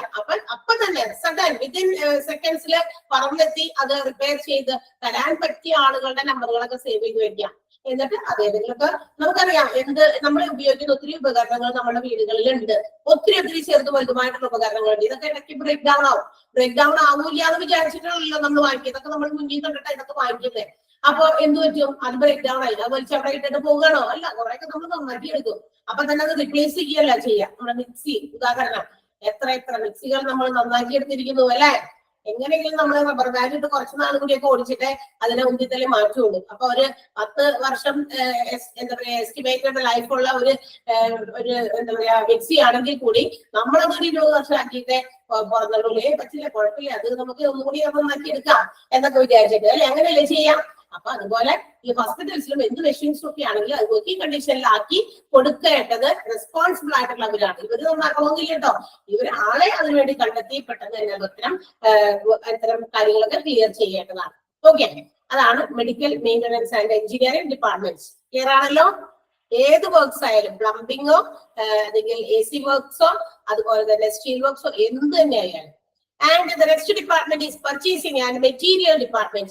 Purchasing department എന്തൊക്കെ ഒരു ഹോസ്പിറ്റലിൽ വാങ്ങിക്കുന്നുണ്ടോ, including the medicines, equipments, everything. All these should be done through this purchase department or material management. ഇവരറിയാതെ ഒരു കാര്യവും ഒരു ഹോസ്പിറ്റലിൽ വാങ്ങിക്കുന്നില്ല. മെഡിസിൻസ് വാങ്ങിക്കുന്നതായിക്കോട്ടെ, മറ്റേതെങ്കിലും തരത്തിലുള്ള സപ്ലൈസ് വാങ്ങിക്കുന്നതായിക്കോട്ടെ, വാങ്ങിക്കണമെങ്കിൽ ഇവരെയാണ് അറിയിക്കേണ്ടത്. ഇന്ന സാധനം വാങ്ങിക്കാനുണ്ട് കേട്ടോ ഹോസ്പിറ്റലിലേക്ക്. So should be informed to the purchasing department. അവരെ അറിയിക്കുക. അവരാണ് അതിനു വേണ്ടിയുള്ള അറേഞ്ച്മെന്റുകൾ ചെയ്യുക. എന്ത് സാധനം വാങ്ങിക്കാനുണ്ടെങ്കിലും പർച്ചേസ് ചെയ്യാനുണ്ടെങ്കിലും അത് എന്ത് മെറ്റീരിയൽസ് ആയിക്കോട്ടെ. അപ്പൊ ഹോസ്പിറ്റൽസിൽ വാങ്ങൽ നടത്തുന്നത് ഇവരാണ്, പർച്ചേസിംഗ് ഡിപ്പാർട്ട്മെന്റ് ആണ്. ഓക്കെ, ഹോസ്പിറ്റലിൽ എന്തെങ്കിലുമൊക്കെ വാങ്ങിക്കാനുണ്ടാവുമല്ലോ. Yes, that's all. Another and the last one in supporting department is information technology and communication. Now, nowadays നമുക്കറിയാം നമ്മൾ ഇന്ന് ഏറ്റവും എന്താ പറയാ ടെക്നോളജിയുടെ പീക്ക് ലെവലിൽ നിൽക്കുന്ന ആൾക്കാരാണെന്ന് നമ്മൾ വിചാരിച്ചാൽ മാത്രം മതി. ബിക്കോസ് ഇനിയും ഒരുപാട് ഡെവലപ്മെന്റുകൾ വരാനുണ്ട്, വന്നുകൊണ്ടിരിക്കും. കാരണം നമുക്കറിയാം ഇത്രയും ബുദ്ധി ഒക്കെ ഉള്ള മനുഷ്യന്മാരാണ്. ഓരോ ദിവസങ്ങളിലും അല്ലെങ്കിൽ ഓരോ സിറ്റുവേഷൻസിലും അവര് ഒത്തിരി കണ്ടുപിടുത്തങ്ങളൊക്കെ നടത്തിക്കൊണ്ടിരിക്കുകയാണ്. നമ്മളും ഏതോ ഒരു ലേറ്റസ്റ്റ് ടെക്നോളജി ഉപയോഗിക്കുന്ന രീതിയിലാണ്. And we are using information technology. നമ്മളും ഇപ്പോ യൂസ് ചെയ്യുന്നത് ഈ കമ്പ്യൂട്ടർ ഇൻഫോർമേഷൻ ടെക്നോളജി ഉപയോഗിച്ചിട്ടാണ്. കാരണം എത്രയോ ദൂരത്തിരിക്കുന്നവരാ നിങ്ങളൊക്കെ അല്ലെ? നമ്മളിവിടെ എറണാകുളം ഡിസ്ട്രിക്റ്റിലാണ്, നിങ്ങൾ പല പല ഡിസ്ട്രിക്റ്റിലുള്ളവരാണ്. പക്ഷെ നമ്മുടെ ക്ലാസ്സുകൾ ഇവിടെ നമ്മളിങ്ങനെ ഇരുന്നു കൊണ്ട് കേൾക്കുന്നു. ഇത്രയും അകലത്തിലാണെങ്കിൽ without any delay or without any difficulties, മറ്റൊരു തരത്തിലുള്ള ബുദ്ധിമുട്ടുകളൊന്നും ഇല്ലാതെ ആ ക്ലാസ് നമ്മൾ അവിടെ പോയി കൂടാതെ എന്ത് ചെയ്യുന്നു, നമ്മുടെ വീട്ടിലിരുന്നു കൊണ്ട് കേൾക്കുന്നു. അത്രയും കണ്ട് നമ്മൾ ഡെവലപ്പ് ചെയ്തു അല്ലെ. അറ്റ് എ ടൈമാണ്. നിങ്ങളിപ്പോ വീഡിയോ ഓൺ ചെയ്താൽ, ക്യാമറാസ് ഓൺ ചെയ്താൽ നിങ്ങളെ എനിക്കും കാണാം. ഇത്രയും ഡിസ്റ്റൻസിൽ നിൽക്കുന്ന നമ്മളാണെങ്കിൽ കൂടി നമുക്ക് ഫേസ് ടു ഫേസ് കാണാനുള്ള ഒരു സൗകര്യം വരെ എത്തി. ദാറ്റ് മീൻസ് ടെക്നോളജി അത്ര കണ്ടങ്ങോട്ട് വലുതായി. അവിടെ അത്രയും ഡെവലപ്ഡ് ആയിട്ടുള്ള ഒരു സിറ്റുവേഷൻസിൽ hospitals also adopt such technological changes. ഇത്തരം സാങ്കേതികപരമായിട്ടുള്ള മാറ്റങ്ങൾ ഹോസ്പിറ്റൽസും അഡോപ്റ്റ് ചെയ്ത് കഴിഞ്ഞു. അപ്പൊ ഈ ഹോസ്പിറ്റൽസിൽ IT and communication ഉപയോഗിച്ച് they are feeding or saving many details regarding the hospital. ഹോസ്പിറ്റലിന്റെ എല്ലാ തരത്തിലുള്ള കാര്യങ്ങളും ഇവര് ഹോസ്പിറ്റലിന്റെ പേഷ്യൻസിനെ സംബന്ധിക്കുന്ന കാര്യങ്ങളായിക്കോട്ടെ, മെഡിസിൻ സംബന്ധമായ കാര്യങ്ങളായിക്കോട്ടെ, വാങ്ങിക്കുന്ന സാധനങ്ങൾ സംബന്ധമായ കാര്യങ്ങളായിക്കോട്ടെ, സാലറീസ് കൊടുക്കുന്നത് കാര്യം, എന്ത് ഡീറ്റെയിൽസ് ആയാലും it is record in the computers അല്ലെ. കമ്പ്യൂട്ടേഴ്സിൽ ഇത് റെക്കോർഡ് ചെയ്ത് വെച്ചിട്ടുണ്ട്. And they can track it or whenever they are necessary, എപ്പോഴൊക്കെയാണോ ആവശ്യം അത് നമുക്ക് അപ്പോൾ എടുക്കാനും പറ്റും, അപ്ഡേറ്റ് ചെയ്യാൻ പറ്റും. ഇതൊക്കെ ഇതിന്റെ ഒരു ഫെസിലിറ്റിയാണ്. എപ്പോ വേണമെങ്കിൽ നമുക്ക് ഇതിന്ന് നമ്മൾ എന്തെങ്കിലും സേവ് ചെയ്ത് വെച്ചിട്ടുണ്ടെങ്കിൽ എപ്പോ വേണമെങ്കിൽ നമുക്ക് അത് റിട്രീവ് ചെയ്തെടുക്കാനുള്ള സൗകര്യം കൂടി ഉണ്ട് അല്ലെ. നമ്മളിങ്ങനെ നമ്മളുടെ ബുദ്ധിക്കകത്തൊക്കെ ഓർമ്മയിലൊക്കെ സേവ് ചെയ്ത് വെച്ചാലോ കുറെ കഴിയുമ്പോൾ ചിലപ്പോൾ നമ്മൾ ഓർത്തെടുക്കാൻ ഇച്ചിരി കഷ്ടപ്പെടും. ഭയങ്കര പാടാണ് ചില കാര്യങ്ങളൊക്കെ ചിലപ്പോൾ ഓർത്തിരിക്കാനായിട്ട്. ചിലതാണെങ്കിലോ ഒട്ടും നമ്മൾ മറന്നു പോവുകയില്ല. അങ്ങനത്തെ ഒക്കെ പ്രശ്നമുണ്ട് അല്ലെ. നമ്മൾ ഉദ്ദേശിക്കുന്ന കാര്യങ്ങളൊക്കെ മറക്കരുതെന്ന് വിചാരിച്ചൊക്കെ ചിലപ്പോൾ നമ്മൾ ഞാൻ ഇതിങ്ങനെ ഓർത്തിരുന്നോളൂ. പക്ഷെ കുറച്ച് കാര്യങ്ങളൊക്കെ വീണ്ടും വീണ്ടും നമ്മുടെ കൂടെ വരുമ്പോ അല്ലെ, പുതിയ പുതിയ കാര്യങ്ങൾ നമ്മൾ ഫേസ് ചെയ്യുമ്പോൾ, പുതിയ സിറ്റുവേഷൻസിലൂടെ കടന്നു പോകുമ്പോ ആ പറഞ്ഞ കാര്യം നമ്മൾ മറക്കാതിരിക്കണം എന്ന് വിചാരിച്ച കാര്യം മറന്നു. പക്ഷെ മറക്കണം എന്ന് ചിലപ്പോൾ നമ്മൾ ചിന്തിക്കുന്ന ഒരുപാട് കാര്യങ്ങൾ നമ്മുടെ കൂടെ എപ്പോഴും ഇങ്ങനെ നടക്കും. അത് ഒരിക്കലും മറക്കാനും പറ്റില്ല. അത് നമ്മൾ അങ്ങനെയാണ് ആഗ്രഹിക്കുന്നത്, നടക്കില്ലല്ലോ. അങ്ങനെയാണെങ്കിൽ എന്തൊക്കെ മാറ്റങ്ങളൊക്കെ വന്നേനെ അല്ലേ. അപ്പൊ അത്തരം കാര്യങ്ങളൊക്കെ ഡിലീറ്റ് ചെയ്ത് പോകാൻ സാധ്യത. So here in this information technology help us to track every things which are saved whenever necessary. എപ്പോഴൊക്കെ നമ്മുടെ സിസ്റ്റം ഫെയിൽ ചെയ്ത് പോയാലും, ഇപ്പൊ ഇത് ഇടയ്ക്ക് വെച്ച് നിന്ന് പോയി, പവർ പോയി, കറണ്ട് പോയി എന്ന് വിചാരിക്കാം, നത്തിങ് വിൽ ഹാപ്പൻ. ഇവിടെ നിങ്ങൾ ഇത്രയും നേരം കേട്ടുകൊണ്ടിരുന്ന അത്രയും കാര്യങ്ങൾ അവിടെ ഓൾറെഡി സേവ്ഡ് ആയിട്ട് പോയിട്ടുണ്ട്. അത് കഴിഞ്ഞ് വരുന്ന ബ്രേക്ക് ചെയ്ത് പോയെങ്കിലും പിന്നീട് അത് പവർ വന്നു കഴിയുമ്പോൾ നമുക്ക് അതിലേക്ക് റിട്രീവ് ചെയ്തെടുക്കാൻ പറ്റും. ഓക്കെ, അപ്പൊ അത്തരം കാര്യങ്ങളൊക്കെ ഉണ്ട് എന്നുള്ളതാണ്. And also nowadays online services are also provided by IT. IT വന്നതിന്റെ പേരിൽ ഇന്ന് ഏറ്റവും കൂടുതൽ മറ്റൊരു സൗകര്യം കൂടി നമുക്ക് കിട്ടിയിട്ട് ഓൺലൈൻ സർവീസസ് ലഭ്യമാണ്. കണ്ടോ, നമ്മളിപ്പോ ലൈവ് ആയിട്ടുള്ള ക്ലാസ്സുകളാണ് അറ്റൻഡ് ചെയ്തുകൊണ്ടിരിക്കുന്നത്. ഇതൊക്കെ സേവ് ചെയ്ത് വെക്കുന്നുണ്ട്. സേവ് ചെയ്യുന്നുണ്ട്. ഓക്കെ, ഇതൊക്കെ വെച്ചുകൊണ്ടിരിക്കുന്ന ഈ സേവ് ചെയ്യുന്ന, അതായത് ലൈവുകൾ നമ്മൾ റെക്കോർഡ് ചെയ്യുന്നുണ്ട്. റെക്കോർഡഡ് ക്ലാസ് കാണുന്നവർക്കും അത് എപ്പോൾ വേണമെങ്കിലും ഇരുന്ന് അവർക്ക് സൗകര്യത്തിന് കാണാനും പറ്റും. ഓക്കെ, അപ്പൊ ഓൺലൈൻ സർവീസസ്, ഈ ഓൺലൈൻ സർവീസസ് ഇത്ര കണ്ടങ്ങൾ ഭയങ്കരമായിട്ട് എന്താ പറയാ പോപ്പുലർ ആയത് എപ്പോഴാണ്? നമ്മുടെ ഈ കൊറോണയൊക്കെ വന്നപ്പോഴാണ് ഏറ്റവും കൂടുതൽ. ആ കൊറോണയൊക്കെ വന്നതുകൊണ്ട് ഒരുപാട് എന്താ പറയാ കുറച്ചുകൂടി കൊറോണ എന്ന് പറയുന്ന അസുഖം വന്നപ്പോ കുറച്ച് ബുദ്ധിമുട്ടുകളൊക്കെ നമ്മൾ ഫേസ് ചെയ്തെങ്കിലും ഒത്തിരി മറ്റ് ഫെസിലിറ്റീസ് നമുക്ക് മുമ്പിൽ ഓപ്പൺ ആയി എന്നുള്ളതാണ്. ഓക്കെ, ഒരുപാട് പേരുടെ ജീവിതം തന്നെ മാറ്റിമറിച്ച കാര്യങ്ങളും ഉണ്ട് ഈ ഓൺലൈൻ ഇത്തരം കാര്യങ്ങൾ, ഇത്തരം മാധ്യമങ്ങൾ, ഒരുപാട് സോഷ്യൽ മീഡിയാസ് ഒക്കെ പ്രചരിച്ചു ആ ഒരു സിറ്റുവേഷൻസിൽ. ഓക്കെ, ഒരുപാട് പേര് അതുകൊണ്ട് മെച്ചപ്പെട്ടവരും ഉണ്ട്. ഓക്കെ, യൂട്യൂബേഴ്സ് ഒത്തിരി ആളുകളൊക്കെ ഇല്ലേ, അവർക്കൊക്കെ ഒരു ഇൻകം റീച്ച് ചെയ്യാൻ പറ്റുന്ന ഒരു രീതിയിലേക്ക് എത്തി. കാരണം അന്നൊക്കെ നമ്മൾക്ക് വെറുതെ വീട്ടിലിരിക്കുകയായിരുന്നു, എല്ലാവരും അടച്ചുകൂടി ഓരോ ഇൻഫർമേഷൻസ് നമുക്ക് കിട്ടിയിരുന്നതും അല്ലെങ്കിൽ ഒക്കെ ഈ ഒരു രീതിയിലായിരുന്നു. അല്ലെങ്കിൽ നമുക്ക് പുറത്തിറങ്ങാൻ പറ്റിയിരുന്നില്ല. അപ്പൊ അത്രയും പോപ്പുലർ ആയതൊക്കെ ഈ ഓൺലൈൻ സർവീസസ് ഇത്രയും കൂടുതൽ വർദ്ധിച്ചത് ഈ ഒരു സമയത്തായിരുന്നു. ആൻഡ് ഓൾസോ ഹോസ്പിറ്റലിന്റെ അകത്ത് hospital whatever is going on, എന്തൊക്കെയാണോ ഉള്ളത് അതെല്ലാ ഇവന്റുകളും will be saved by the information technology. ഇതെല്ലാം നമ്മൾ ഇൻഫർമേഷൻ ടെക്നോളജി ഉപയോഗിച്ച് സേവ് ചെയ്യുന്നുണ്ട്. എപ്പോ വേണമെങ്കിലും നമുക്ക് അത് റിട്രീവ് ചെയ്ത് എടുക്കാം. ക്ലിയർ ആയോ? ഇൻഫർമേഷൻ ടെക്നോളജി മനസ്സിലായോ? ഓക്കെ, ആൻഡ് നമ്മൾ പറഞ്ഞു hospital departments are classified into 3. മൂന്നായിട്ടാണ് ഹോസ്പിറ്റലിന്റെ ഡിപ്പാർട്ട്മെന്റുകളെ തരംതിരിച്ചിരിക്കുന്നത്. Medical department, supportive department and administrative department. അപ്പൊ നമ്മൾ സപ്പോർട്ടീവ് ഡിപ്പാർട്ട്മെന്റ് ഇത്രയും നേരം പറഞ്ഞുകൊണ്ടിരുന്നത്. ആൻഡ് ദ ലാസ്റ്റ് വൺ, അവസാനത്തെ ഡിപ്പാർട്ട്മെന്റ് ആണ് ഹോസ്പിറ്റലിന്റെ പല ഡിപ്പാർട്ട്മെന്റുകൾ. ആ 3 പ്രധാനപ്പെട്ട ഡിപ്പാർട്ട്മെന്റുകളിൽ മൂന്നാമത്തെ ഡിപ്പാർട്ട്മെന്റ് അഡ്മിനിസ്ട്രേറ്റീവ് ഡിപ്പാർട്ട്മെന്റിനെ കുറിച്ചിട്ടാണ് ഇന്ന് നമുക്ക് പഠിക്കാൻ പോകുന്നത്. What are the administrative departments in A hospital? Administrative വിഭാഗത്തിൽ വരുന്ന 3 ഡിപ്പാർട്ട്മെന്റ് ആണ്. ഒന്ന് human resource, 2 finance and the third one administrative. ഈ 3 കേട്ടോ വരിക. ഹ്യൂമൻ റിസോഴ്സ് ആണ് ഫസ്റ്റ് വൺ. എന്താണ് ഹ്യൂമൻ റിസോഴ്സ് എന്ന് പറഞ്ഞാൽ? ആരാ? മാൻ പവർ ആണ്, മനുഷ്യ വിഭവമാണ്. അതായത് ഇനി ഓർഗനൈസേഷൻ നമ്മളൊന്ന് തപ്പിക്കഴിഞ്ഞാൽ ഏത് ഒരു ബിസിനസ് ഓർഗനൈസേഷൻ എടുത്താലും അതിനകത്ത് ഏറ്റവും പ്രധാനപ്പെട്ട പങ്ക് വഹിക്കുന്നത് ഹ്യൂമൻ പവർ ആണ്, മനുഷ്യ വിഭവമാണ്, അല്ലെ? മാൻ പവർ ആണ്. It's an essential component of any business organisation. ഏത് ബിസിനസ് സ്ഥാപനം എടുത്താലും ഇല്ലേ, അവിടുത്തെ ഏറ്റവും അത്യന്താപേക്ഷിതമായിട്ടുള്ള ഒരു ഫാക്ടർ, ഒരു കമ്പോണന്റ്, ഒരു ഘടകം എന്ന് പറയുന്നത് മനുഷ്യനാണ്. ഇത്ര കണ്ട് ടെക്നോളജി ഡെവലപ്പ് ചെയ്തെങ്കിലും നമ്മൾ പറയുന്നു നമ്മൾ ഡെവലപ്മെന്റിന്റെ പീക്ക് ലെവലിൽ നിൽക്കുകയാണ് എന്ന് പറയുമ്പോഴും ഹ്യൂമൻ എന്ന് പറയുന്ന ഒരാളെ മാറ്റി നിർത്തിയിട്ട് വി കനോട്ട് ഡു എനിത്തിങ്. മനുഷ്യന്മാരില്ലാണ്ട് ഒരു കാര്യം നടക്കില്ല എന്ന്. ഇത്ര വലിയ കണ്ടുപിടുത്തങ്ങളൊക്കെ മനുഷ്യൻ നടത്തിയാലും മനുഷ്യൻ എന്ന് പറയുന്ന ഒരാള് ഇതിനെയൊക്കെ പ്രവർത്തിപ്പിക്കാനെങ്കിലും വേണം. ഇപ്പൊ നമ്മള് കേൾക്കുന്നുണ്ട് ഇനി വരുന്ന ജനറേഷനിൽ എല്ലാ കാര്യങ്ങളൊക്കെ ജയിക്കാൻ വേണ്ടിയിട്ട് ആളുകൾ റോബോട്ട്സിനെ ഉപയോഗിക്കുന്നുണ്ട്. പല രാജ്യങ്ങളിലൊക്കെ അത് അഡോപ്റ്റ് ചെയ്ത് കഴിഞ്ഞു. ഓക്കെ, എങ്കിലും ഈ റോബോട്ടുകൾ ഉപയോഗിക്കണമെങ്കിലും അത് വർക്ക് ചെയ്യിപ്പിക്കണം, അല്ലെ? വർക്ക് ചെയ്യിപ്പിക്കണമെങ്കിലും വേണം എന്തെങ്കിലുമൊക്കെ ഒരാളെങ്കിലും വേണം അതിനെ പ്രവർത്തിപ്പിക്കാൻ. അപ്പൊ എത്രയൊക്കെ നമ്മൾ ഒഴിവാക്കിയാലും ഈ ഹ്യൂമൻ റിസോഴ്സ് എന്ന് പറയുന്നത് ഏറ്റവും ഇസെൻഷ്യൽ ആയിട്ടുള്ള ഒരു കാര്യമാണ് ഒരു ഓർഗനൈസേഷനെ സംബന്ധിച്ച്. And human resource department has to aim, അവരുടെ പ്രധാനപ്പെട്ട ഒരു ലക്ഷ്യം എന്ന് പറയുന്നത് to make recruitment of efficient and qualified human resources in any organisation. ഈ ഹ്യൂമൻ റിസോഴ്സ് ഡിപ്പാർട്ട്മെന്റിന്റെ പ്രവർത്തനം എന്താണെന്നറിയോ? ഇവര് ഏത് ഓർഗനൈസേഷൻ, ഇപ്പൊ നമ്മൾ ഹോസ്പിറ്റലിനെ കുറിച്ച് പഠിക്കുന്നതുകൊണ്ട് ഹോസ്പിറ്റൽസിൽ ഏറ്റവും എഫിഷ്യന്റ് ആയിട്ടുള്ള ജോലിക്കാരെ നിയമിക്കുക. ഏത് ലെവലിലായിക്കോട്ടെ, വർക്കേഴ്സ് ആയിക്കോട്ടെ, നഴ്സുമാരായിക്കോട്ടെ, ഡോക്ടേഴ്സ് ആയിക്കോട്ടെ, ടോപ്പ് ലെവൽ ആരായിക്കോട്ടെ, പക്ഷെ നിയമനങ്ങൾ നടത്തുമ്പോൾ ഏറ്റവും എഫിഷ്യന്റ് ആയവരെ തെരഞ്ഞെടുക്കാനുള്ളതാണ് ഇവരുടെ ലക്ഷ്യം. അല്ലാതെ വരുന്നവർക്കൊക്കെ ജോലി കൊടുക്കുക എന്നുള്ളതല്ല ലക്ഷ്യം. ജോലിക്കാരിൽ നിന്ന് നമ്മളിപ്പോ ഒരുപാട് കാര്യങ്ങൾ പഠിക്കുന്നുണ്ട്, കോഴ്സസ് പഠിക്കുന്നുണ്ട്. ഇവരെല്ലാവരും ജോലിക്ക് വേണ്ടിയാ പഠിക്കുന്നത്. എല്ലാവരും അവരവരുടെ എന്തെങ്കിലും ലൈഫ് സേവിങ്ങിന് വേണ്ടിയിട്ടാണ് ഇവരൊക്കെ ചെയ്യുന്നത്. നമ്മുടെ ലൈഫ് സെറ്റ് ആക്കാൻ വേണ്ടിയിട്ട് നമ്മളെല്ലാം ചെയ്യുന്നത്. പക്ഷേ എല്ലാവരും ഒരുപോലെ അല്ല എന്ന് മാത്രം. അവര് പല രീതിയിലും ഡിഫറെന്റ് ആയിരിക്കും.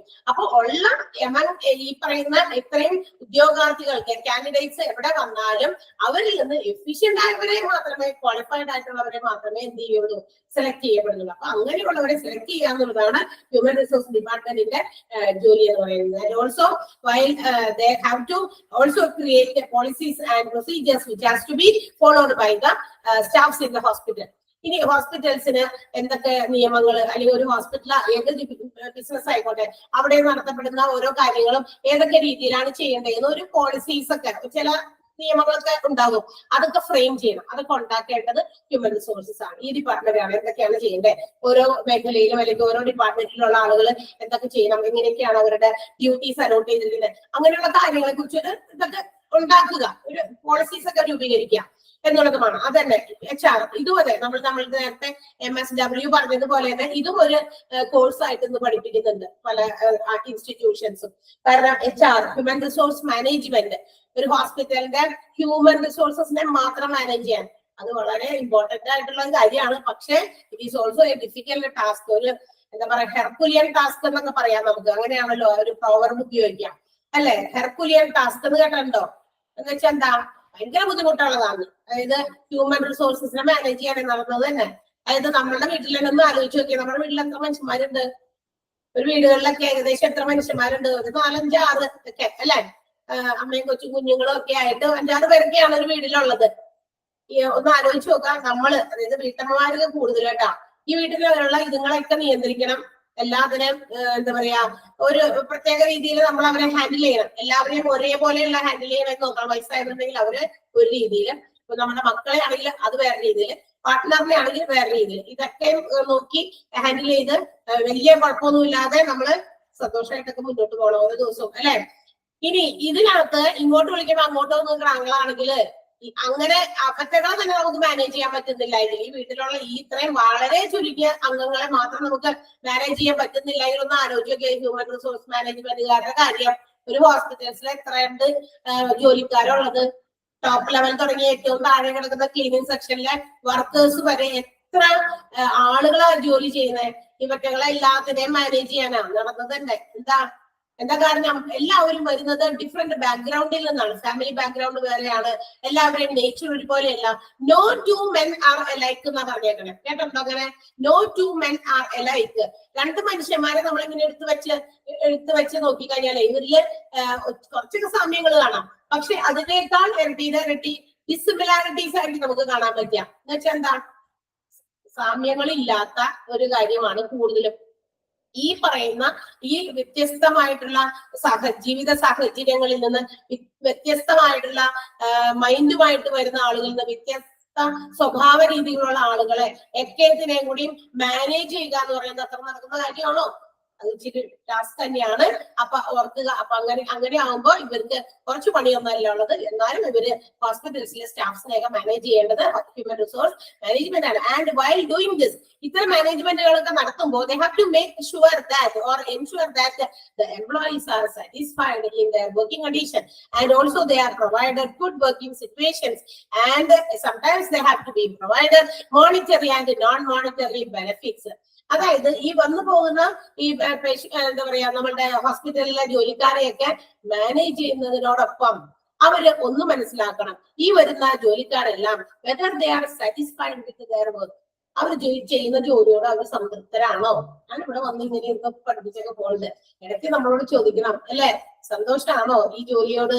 അല്ലെങ്കിൽ സന്തോഷത്തോടു കൂടിയാണോ ഈ ജോലി ചെയ്യുന്നത്? അല്ലെങ്കിൽ കടമ കഴിക്കുന്നത് പോലെ ചെയ്തിട്ട് പോവുകയാണോ? അല്ലെ, എന്തെങ്കിലും ബുദ്ധിമുട്ടുകളുണ്ടോ? ഇടയ്ക്കൊക്കെ എല്ലാം സുഖം ചോദിക്കണമെന്നില്ല അല്ലെ നമ്മളോട്. അത് ഏത് വർക്ക്? ഞാൻ എന്റെ ഉദാഹരണം പറഞ്ഞതാണ് കേട്ടോ. നമ്മളോട് ഇങ്ങനെയൊക്കെ അന്വേഷിക്കുന്നുണ്ട് ഇടയ്ക്കിടയ്ക്കൊക്കെ വന്ന്. അതുകൊണ്ടാണ് നമ്മൾ ഹാപ്പിയാണ്, നമുക്ക് വേറെ പ്രശ്നങ്ങളൊന്നുമില്ല. ഓക്കെ. അപ്പൊ അതുപോലെ ഏത് ജോലി സാഹചര്യത്തിലും ചെറുതായിക്കോട്ടെ വലുതായിക്കോട്ടെ, വെദർ ഇൻകം ഈസ് എന്താ പറയാ നമ്മൾ പ്രതീക്ഷിച്ചതുപോലെ അല്ല എങ്കിലും നമ്മൾ ചെയ്യുന്ന ജോലി നമ്മൾ കുറച്ചുകൂടി ആത്മാർത്ഥമായിട്ടും സന്തോഷത്തോടെയൊക്കെ ചെയ്യുമ്പോഴാണ് ആ ജോലി ഒരു ജോലിയായി മാറുക. പക്ഷെ അതൊക്കെ ചെയ്യണമെങ്കിൽ ഇത്തരം ചില കാര്യങ്ങൾ എംപ്ലോയീസിനെ എന്താ പറയാ സന്തോഷിപ്പിക്കാൻ വേണ്ടിയിട്ട് ചോദ്യങ്ങളിലൂടെ അവരോടൊന്ന് ചെന്ന് കമ്മ്യൂണിക്കേറ്റ് ചെയ്തൊക്കെയാണ് അത്തരം സാഹചര്യങ്ങളൊക്കെ മനസ്സിലാക്കി അവരോടൊന്ന് കമ്മ്യൂണിക്കേഷൻ, അത് വളരെ ഇമ്പോർട്ടന്റ് ആയിട്ടുള്ള കാര്യമാണ്. എങ്ങനെയൊക്കെയുണ്ട്, ജോലിയൊക്കെ നന്നായി പോകുന്നുണ്ടോ, കുഴപ്പമൊന്നുമില്ലല്ലോ. അതുപോലെ തന്നെ വർക്കിംഗ് സിറ്റുവേഷൻ, വല്ല കുഴപ്പമുണ്ടോ, നിങ്ങൾക്ക് ഈ സിറ്റുവേഷനിൽ വർക്ക് ചെയ്യുന്നത് കൊണ്ട് എനിക്ക് പ്രശ്നമുണ്ടോ, അതൊക്കെ ചോദിക്കുക, മനസ്സിലാക്കുക. ഇടയ്ക്ക് monetary and non monetary benefits ഒക്കെ കൊടുക്കാന്ന്. ഇടയ്ക്ക് ഇപ്പൊ നമ്മുടെ ഓണമൊക്കെ വരികയാണല്ലോ, ബോണസ് കൊടുക്കുക, അല്ലെങ്കിൽ നോൺ മോണിറ്ററി ബെനിഫിറ്റ്സ് ഇടയ്ക്കൊക്കെ ഒന്ന് എല്ലാവരും കൂടി ചേർന്ന് എന്തെങ്കിലും ഒരു എന്റർടൈൻമെന്റ് പ്രോഗ്രാമുകളൊക്കെ നടത്താം, അല്ലെങ്കിൽ പുറത്തെവിടെയെങ്കിലും പോകാം. ടൂറൊക്കെ പോകില്ലേ ഈ ഓഫീസ് സ്ഥാപനങ്ങളിൽ നിന്നൊക്കെ? അതൊക്കെ അതാണ് പറഞ്ഞുകൊണ്ടിരിക്കുന്നത്. Monetary and non monetary. ചിലപ്പോ കാശായിട്ട് കൊടുക്കുന്നത്, ബോണസ് ഒക്കെ കൊടുക്കുമല്ലോ, അതാണ് പറഞ്ഞുകൊണ്ടിരിക്കുന്നത്. അതായത് നമ്മളിപ്പോ ഓണം, വിഷു, ക്രിസ്മസ് അതൊക്കെ വരുമ്പോ പല ജോലി സ്ഥാപനങ്ങളിലും ബോണസ് കൊടുക്കാറുണ്ട്. കാരണം നമുക്ക് ചെലവ് ആ മാസങ്ങളിൽ കൂടുതലാണല്ലോ. അപ്പൊ നമ്മുടെ സാലറി നമുക്കറിയാം, ഒരു ഫിക്സഡ് സാലറി ഉള്ള ആളുകൾക്ക് അവർക്ക് കിട്ടുന്ന ആ ഇൻകം അവര് എല്ലാ മാസവും ആ ഒരു പ്രത്യേക രീതിയിൽ അതിനെ ഡിവൈഡ് ചെയ്ത് അലോക്കേറ്റ് ചെയ്തൊക്കെ എക്സ്പെൻസ് ഒക്കെ മീറ്റ് ചെയ്ത് പോകും. പക്ഷെ ഈ പറയുന്ന സെലിബ്രേഷൻസ്, ഫെസ്റ്റിവൽസ്, സീസൺസ് ഒക്കെ വരുമ്പോ അവർക്ക് കുറച്ച് കൂടുതൽ സ്പെൻഡ് ചെയ്യേണ്ടി വരും അല്ലെ. കുട്ടികൾക്ക് അല്ലെങ്കിൽ മറ്റു വീട്ടിലുള്ളവർക്ക് കുറച്ച് ഉടുപ്പൊക്കെ വാങ്ങിക്കണം, കുറച്ചുകൂടി കൂടുതൽ നല്ല ഫുഡ് ഒന്നും അവർക്ക് പുറത്ത് കൊണ്ടുപോയി കൊടുക്കണം, ഒരു പുറത്തൊരു ടൂറൊക്കെ പിള്ളേരെ കൊണ്ടൊക്കെ പോകണം. അപ്പൊ ഇച്ചിരി ചെലവ് കൂടുതലാണ്. അപ്പൊ അവർക്ക് എന്ത് ചെയ്യണം, ഒരു മോണിറ്ററി ബെനിഫിറ്റ് ആയിട്ട് എന്തെങ്കിലും ബോണസ് ഒക്കെ കൊടുക്കാം. അതുകൂടാതെ നോൺ മോണിറ്ററി ബെനിഫിറ്റ്സ്, അതാണ് ഞാൻ പറഞ്ഞത്, എല്ലാവരും കൂടി ചേർന്ന് ഒരു ട്രിപ്പ് ഒക്കെ അറേഞ്ച് ചെയ്തിട്ട് ബിസിനസ് സ്ഥാപനങ്ങളിൽ നിന്നൊക്കെ ഇപ്പൊ ഹോസ്പിറ്റൽസിലാണെങ്കിലും അങ്ങനെയൊക്കെ പോകാം. അതാണ് ഇവിടെ ഉദ്ദേശിക്കുന്നത്. അപ്പൊ എംപ്ലോയീസിന് വേണ്ട രീതിയിലുള്ള സഹായ സഹകരണങ്ങളൊക്കെ കൊടുക്കുക, അവരുടെ ക്ഷേമത്തെ അന്വേഷിക്കുക, all that. And also they are providing, they should be responsible for providing compensation for the services given by the employees. ഇനി മാത്രമല്ല, ഗവൺമെന്റ് ഈ എംപ്ലോയീസ് അവർ തരുന്ന സേവനങ്ങൾക്ക് കൃത്യമായ കോമ്പൻസേഷൻസ് കൊടുക്കുക, എന്ന് വെച്ചാൽ കൂലി കൊടുക്കുക എന്ന്. അവർ തരുന്ന സേവനത്തിന് കൃത്യമായ കൂലി യാതൊരു വീഴ്ചയും വരുത്താതെ കൊടുക്കുക. അവരോട് തട്ടിക്കേറിയിട്ട് അല്ലെങ്കിൽ എന്താ പറയാ കൂലി ചോദിക്കുന്ന സമയത്ത് അല്ലെങ്കിൽ ശമ്പളം വാങ്ങിക്കുന്ന സമയത്ത് അവിടെ വേറെ എന്താ പറയാ അങ്ങോട്ട് അവർക്ക് ഇഷ്ടപ്പെടാത്ത രീതിയിൽ മാനസികമായിട്ടുള്ള ബുദ്ധിമുട്ടൊക്കെ വരുന്ന രീതിയിലുള്ള സംസാരങ്ങളൊക്കെ ഇല്ലാതാക്കുക. അതൊക്കെ ഒരു എന്താ പറയാ നമ്മൾ ആ ജോലി ചെയ്യുന്ന ജോലിയോട് നമുക്കും എന്താ പറയാ ഒരു ഭയങ്കര വിഷമമൊക്കെ തോന്നും. അതൊന്നും അത്തരം സിറ്റുവേഷൻസ് ഒന്നും പോകാതെ ചെയ്യുന്ന കൂലിക്ക് ആത്മാർത്ഥമായിട്ട് അതിന് കൂലി കൊടുക്കുക. അപ്പൊ സാറ്റിസ്ഫൈഡ് ആണ്, എംപ്ലോയീസ് ഹാപ്പിയാണ്, അവിടെ പ്രശ്നങ്ങളൊന്നും ഉണ്ടാകുന്നില്ല. ഓക്കെ, അപ്പൊ ഹ്യൂമൻ റിസോഴ്സ് എന്ന് പറഞ്ഞാൽ ഈ ഒരു ചാപ്റ്റർ ഇത് ഈ ഹ്യൂമൻ റിസോഴ്സ് മാനേജ്മെന്റ് എന്ന് പറഞ്ഞ ഒരു വലിയ ചാപ്റ്റർ ഉണ്ട് കേട്ടോ. അപ്പൊ നമുക്ക് ഇതിൽ കൂടുതൽ അവിടെ പറയാം. ഓക്കെ, ഒത്തിരി ഉണ്ട്, ഒത്തിരി ഒരു വലിയ ചാപ്റ്ററാണ്. ഞാൻ പറഞ്ഞില്ല ഇതൊരു ഒരു വിഷയമായിട്ട് ഒരു എന്താ പറയാ കോഴ്സായിട്ട് ആളുകൾ പഠിക്കുന്നുണ്ട്. കാരണം മനുഷ്യന്മാരെ കുറിച്ചും അവരെ മാനേജ് ചെയ്യുക എന്നുള്ളതും അവരെ റിക്രൂട്ട് ചെയ്യുമ്പോൾ എടുക്കേണ്ട കുറെ തീരുമാനങ്ങളും നടപടികളും ഒക്കെ അത്ര എളുപ്പമൊന്നുമല്ല. ഒത്തിരി ബുദ്ധിമുട്ടുകളുണ്ട് അതിനകത്ത്. അതുകൊണ്ട് തന്നെ ആ ഒരു ചാപ്റ്റർ തന്നെ നമുക്ക് പഠിക്കാൻ അന്നേരം നമുക്ക് വിശദമായിട്ട് ഹ്യൂമൻ റിസോഴ്സിനെ കുറിച്ച് പഠിക്കാം. ആൻഡ് നമുക്ക് 2 ഡിപ്പാർട്ട്മെന്റ് കൂടി അവിടെ ഉണ്ട്. ഓടിച്ചിട്ട് ഞാൻ പറഞ്ഞാൽ അത് ശരിയല്ലല്ലോ, അല്ലേ? ശരിയല്ലല്ലോ. ഫിനാൻസ് ആൻഡ് അഡ്മിനിസ്ട്രേഷൻ വായിച്ചു നോക്കിയാൽ മനസ്സിലാകുന്നതാണ്. കുഴപ്പമില്ല, ഞാൻ അടുത്ത ദിവസം എടുത്തോളാം. അടുത്ത ദിവസം നമ്മൾ ഈ ഒരു 2 ഡിപ്പാർട്ട്മെന്റ് നമ്മുടെ ബാക്കിയുണ്ട്. എടുക്കണമെന്നാണ് തീരുമാനിച്ച് തുടങ്ങിയത്. പക്ഷെ എനിക്കത് തീർക്കാൻ പറ്റിയില്ല. അടുത്ത ദിവസം ഇതിന്റെ ബാക്കി കുറച്ച് എക്സ്ട്രാ ക്വസ്റ്റ്യൻസും ഈ ഒരു ബാക്കിയും പുതിയൊരു ചാപ്റ്റർ നമ്മൾ എടുക്കും. മെഡിക്കൽ ഇൻഷുറൻസ് എന്ന് പറഞ്ഞ ചാപ്റ്റർ ആണെന്ന് അങ്ങനെയാണ് അല്ലെ? മെഡിക്കൽ ഇൻഷുറൻസ് ആരും എടുത്തില്ലല്ലോ, ഞാൻ നോക്കിയിട്ട് പറയാം. ഓക്കെ, അപ്പോ ഇതൊക്കെ ഒന്ന് വായിച്ചു നോക്കിയിട്ട് വരാം. നമ്മൾ ഇന്ന് സപ്പോർട്ടിംഗ് ഡിപ്പാർട്ട്മെന്റുകളാണ് പഠിച്ചത്. നമ്മുടെ ഹൗസ് കീപ്പിംഗ് കഴിഞ്ഞ directory, medical social service, physiotherapy, pharmacy, medical record department, medical maintenance and engineering, purchasing department, information technology and communication. അത്രയുമാണ് നമ്മുടെ സപ്പോർട്ടിംഗ് ഡിപ്പാർട്ട്മെന്റിൽ പറഞ്ഞത്. അഡ്മിനിസ്ട്രേറ്റീവ് ഡിപ്പാർട്ട്മെന്റിൽ ഹ്യൂമൻ റിസോഴ്സ് മാത്രമേ പറഞ്ഞിട്ടുള്ളൂ. അപ്പൊ അത്ര വരെയൊക്കെ നന്നായിട്ട് വായിച്ച് മനസ്സിലാക്കിയിട്ടൊക്കെ വരാം കേട്ടാ. ഓക്കെ അല്ലേ? വായിച്ചു നോക്കണേ, നന്നായിട്ട് വായിച്ചു നോക്കണം. വായിച്ചാലൊക്കെ മനസ്സിലാവുന്ന ടോപ്പിക്കാണ്. കുഴപ്പമൊന്നുമില്ല. അത്രയും